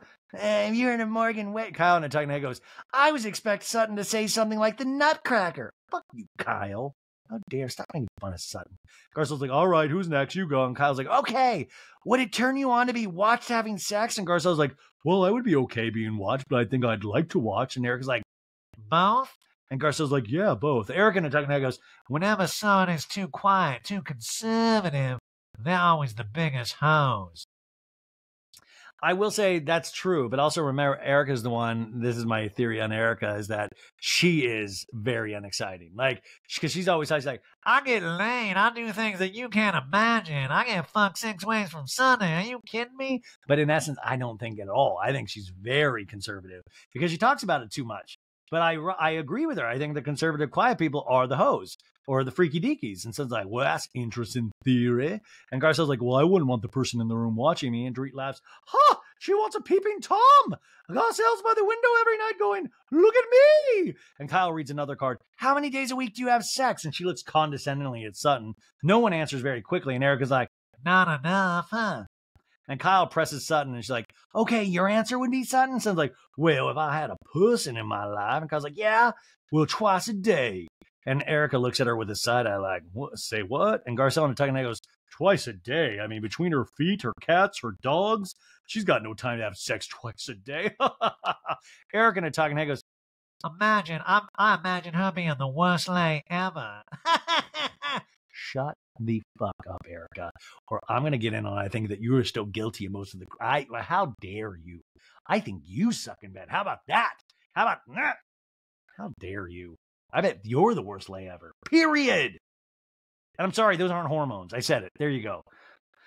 Dorit's like, she said twice a day. And Kyle's like, you know what? I think she had such a night at Magic Mike. It's making her want it. Sex. And Garcelle's like, all right, who's next? You go.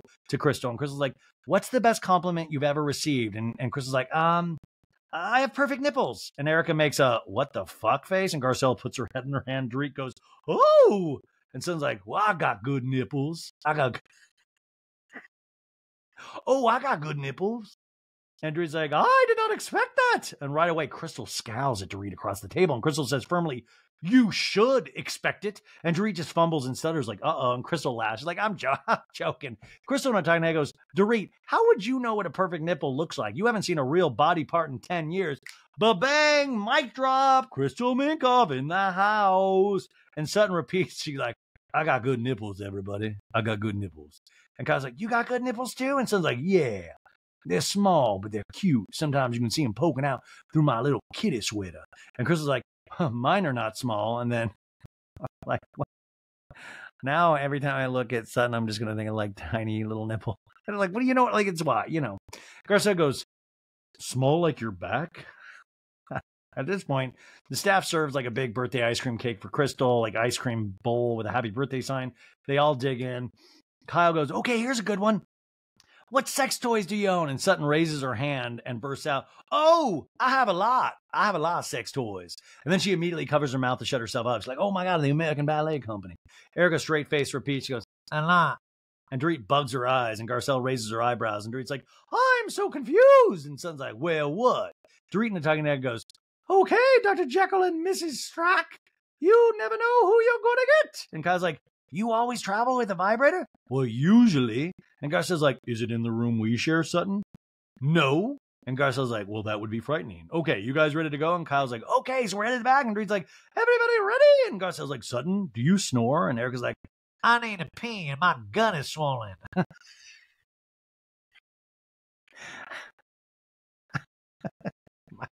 my gut. I need to pee. My gut is swollen. I'm Erica J. You can see my labia in these leather pants. Jeez. Kyle and Sutton are walking out in Sutton's eye. Sutton says, no complaints. And Kyle's like, skip to the loo. And Sutton's like, I'm going to skip to the loo. I got to pee. The ladies are back at the palace suite getting ready for bed. And Dorit's like, you were a real bundle of laughs tonight, Kyle. And Kyle's like, I am. When was I not funny? I even let that guy lay on me on the damn bar with the whipped cream. And Garcelle is in her and Sutton's room, is helping Sutton unzip the back of her top. And Sutton's like, oh my gosh, I'm so excited to get out of this thing. And Garcelle's like, I'll bet. Is it itchy? Oh my God, it's so itchy, Garcelle. Scratch my back real quick. I'll give you a quarter. Seriously. And Garcelle laughs, oh my God, you're such a freaking baby. And scratches her back. Back to Dorit and Kyle's room. And Dorit's like, I think it's BS. And they're talking about Sutton. And Kyle's like, well, I think she's embarrassed tonight. Oh, duh. And Kyle's like, I think cocktails make you get a little more overly warmed up. And Dorit's like, okay, listen to me. Cocktails can make you let loose. But if that's cocktails, then maybe she's the one that needs to stop drinking. And Garcelle in Sutton's room, Garcelle's like, oh, harder, faster. And now Sutton's scratching Garcelle's back vigorously. And Garcelle's like, oh my God, yes, oh my God, right there.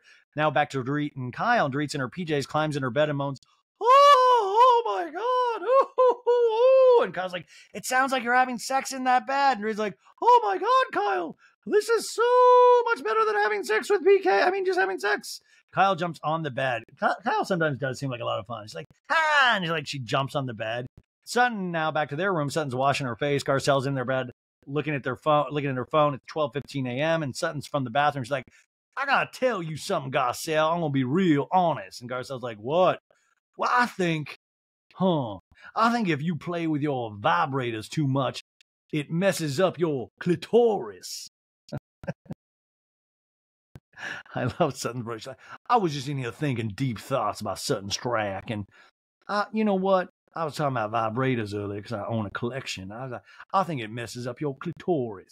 And by the way, is it clitoris or clitoris? Do we have a, if I can't find it, then I can't say it. Like, how do we go? Like, well, it messes up your clitoris. That's how Sutton says it. But we call it clitoris too. Like, what is the correct, well, let me know in the comments. Garcelle goes, you think it what? And Sutton's like, well, I think it desensitizes. My son's like, you put all the machinery there, all looks like, mangled, turkey meat or something, it's crazy down there. And Garcelle's like, okay, I'm going to sleep. And son's like, okay. I'm just making small talk. 12:37 a.m. goes, and Sutton is by Garcelle's bed fussing with the blackout drapes. And Garcelle's like, Sutton, please just go to sleep. And Sutton laughs. Oh, Garcelle, it's got to just be right for old Sutton Strack to sleep. And then it's 1:05 a.m. and we hear from the back. No, it's 1:05 a.m. and Sutton's on her phone. She's like, is it okay if I read some stuff? Garcelle tossing in her bed. She's like, I don't care if you burn. And Sutton's like, well, I just got a little book I'm reading about tantric sex. And Garcelle has a pillow covering her head going, you're a pain in the ass. And it's like, well, I could read it out loud to you. And she smiles, and Garcelle's like, no, I don't want to hear anything at night. And she tosses her in her bed a couple more times. The next morning, we're at the gym with Kyle, setting up for a workout. Kyle goes, the old me would never have gone to a gym in Las Vegas. I would be exhausted and hungover looking for room service. But now I'm laying there awake since 5 a.m. Why wouldn't I go exercise? But when I thought of the new Las Vegas Kyle, what would I have thought of the new Las Vegas Kyle? She's annoying. It's true. She is annoying. Like, nobody wants to see somebody working out in Vegas. Like, honestly, like, please. Like, I want old Kyle. And by the way, but it is like, she must feel like she's on top of the world, because those are like, when you're making the right choices, there is something that makes you internally happy, but you're miserable to get up to that point to make those right choices. You know what I'm saying? It's like yin yang. The ladies are all up and getting started with their day back at the Palace Suite. Anthony, their butler, is setting up the breakfast, and Erica's wearing these stupid little sunglasses. And she comes into Dorit's room. She's like, can I sit in here with you? Yes. Well, I woke up early and I walk out there, and who's in a full gym look with her Birkin? And man, Kyle Richards, what is this? And Dorit's like, I don't know. And Erica's like, does the Birkin need a workout to hold all the cash? I love that Erica's like acutely aware of how much money everybody has. And Dorit's like, yes, I think according to Kyle, everyone and everything needs a workout. They flash to Kyle's Birkin on the floor next to her at the gym, and Dorit in a talking head goes, I mean, how miserable do you have to be on vacation on a girls' trip in Vegas? And you're setting the alarm every day at 5:30 to go work out in the gym? Are you deliberately trying to torture yourself? And they flash to Kyle in the gym doing like push-ups with like a weight. It's like too much. And Erica's like, she's also not drinking at all. She's living in extremes right now. She's hyping at me right now. And it's not sustainable. These are real friends, the people that shit on you when you make a life change, like a healthy, positive life change. They're like, she's horrible. They flash at Kyle doing crunches. Dorit in a talking head goes, I'm not getting out of bed before the sun rises for anyone or anything other than my children, Little Jagaloo and Phoenix. And even then, on vacation, oh, hell to the no. And they flash Kyle doing arm raises with weights. Now, ladies all filter out in the main living area to have some breakfast, and Son's like, oh, I need my vacation bacon. Right, I need it. And Erica's like, are you doing it? Kyle returns from the workout, and Garcelle's like, oh, look what we see here. The workout queen, Perky Perkins. And Garcelle laughs, oh, Perky Perkins. And Kyle's like, how's everyone feeling today? Erica's still wearing those dumb glasses. Oh, like a rock star. Dorit's like, get some eggs. And Garcelle's like, okay, I have something on my mind that I want to share. Last night when we were sitting at the table and we were talking about Oliver, I felt disingenuous for myself. Because I felt like what I really wanted to say is, I don't know if I can trust you guys when it comes to my family.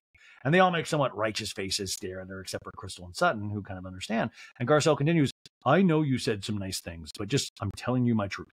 And everyone is silent, just staring at her. And Garcelle's like, I think I'm a little bit, from the laughing from Jax at the party last year. And Kyle and Dorit are really staring at her. And Garcelle in a talking head goes, Kyle apologized, and Erica has apologized. We flash again to the Eagle Woman circle from the first episode where Kyle's like, the situation with Jax, I apologize, I'm so sorry. And Garcelle's like, I appreciate that.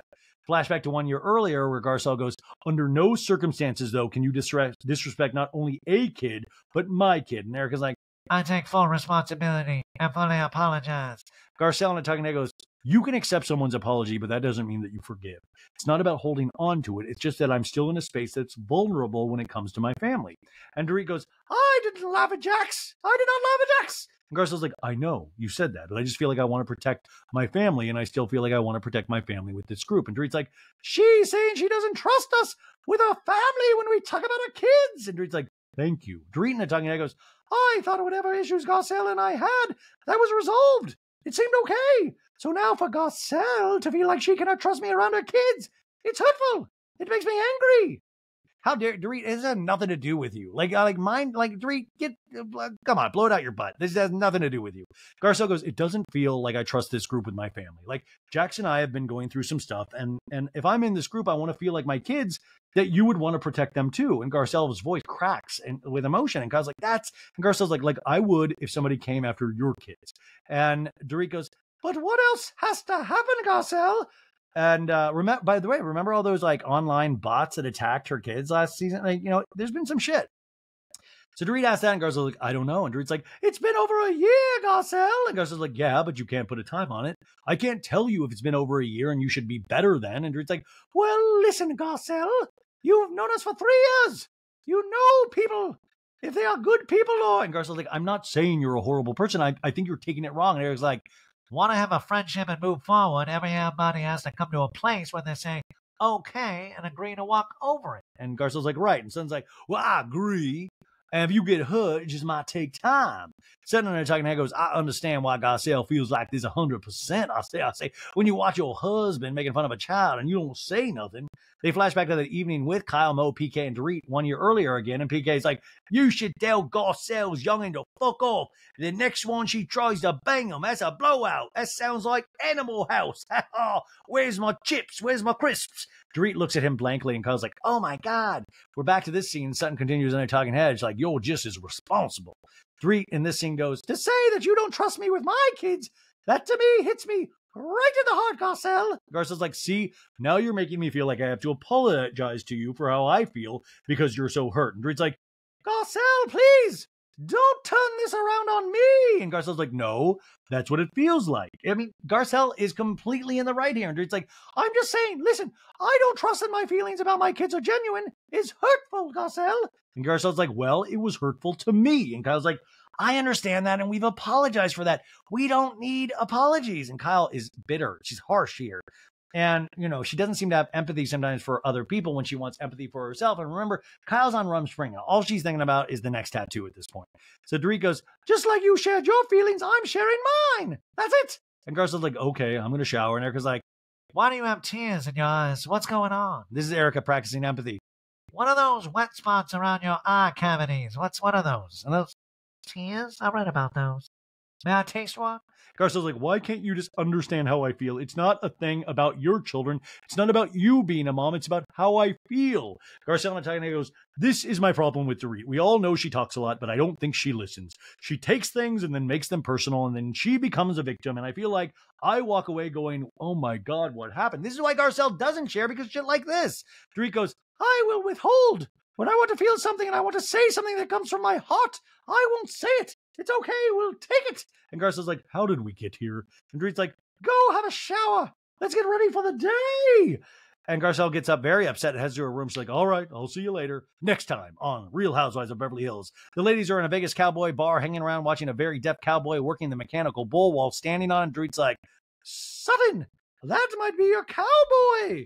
That'd be great if Sutton's like, I wore pants. I'm hoping to get humped at this country bar today. Make up for Magic Mike. Then we see a man grab Kyle and throw her on the bull to ride, and Kyle rides the bull very weirdly, if you saw. Garcelle and a talking head laughing, going, oh, we are not in Beverly Hills. Then we see Dorit going, this was not a good year for me in my marriage. I know you said that. And Kyle's like, I expected more from him from what I was going through. Do you ever worry about your future, Kyle, with Mo? And we see Kyle beginning to cry. The ladies appear to be leaving Vegas, and when the elevator doors open, Erica goes, oh, hello, Sutton. This is your chance to apologize to my friend who you said was over the top.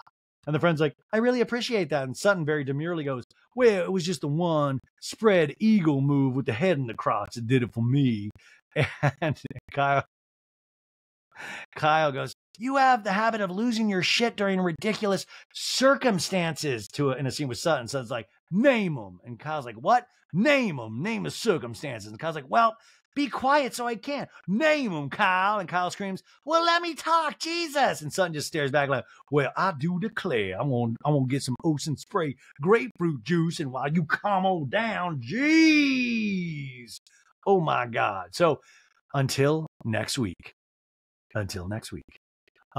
You guys have a great weekend. We made it to Friday. Have the best weekend. Have fun with your family. Have fun with yourself. Eat something good, drink something great, watch TV, read a book, go outside, play with your kids, tell people you love them. And I will see you bright and early, if not on the Patreon, on Monday morning for a new Pop Culture Roundup with Sophie Ross. I love you guys. I'll talk to you very, very soon. Thanks.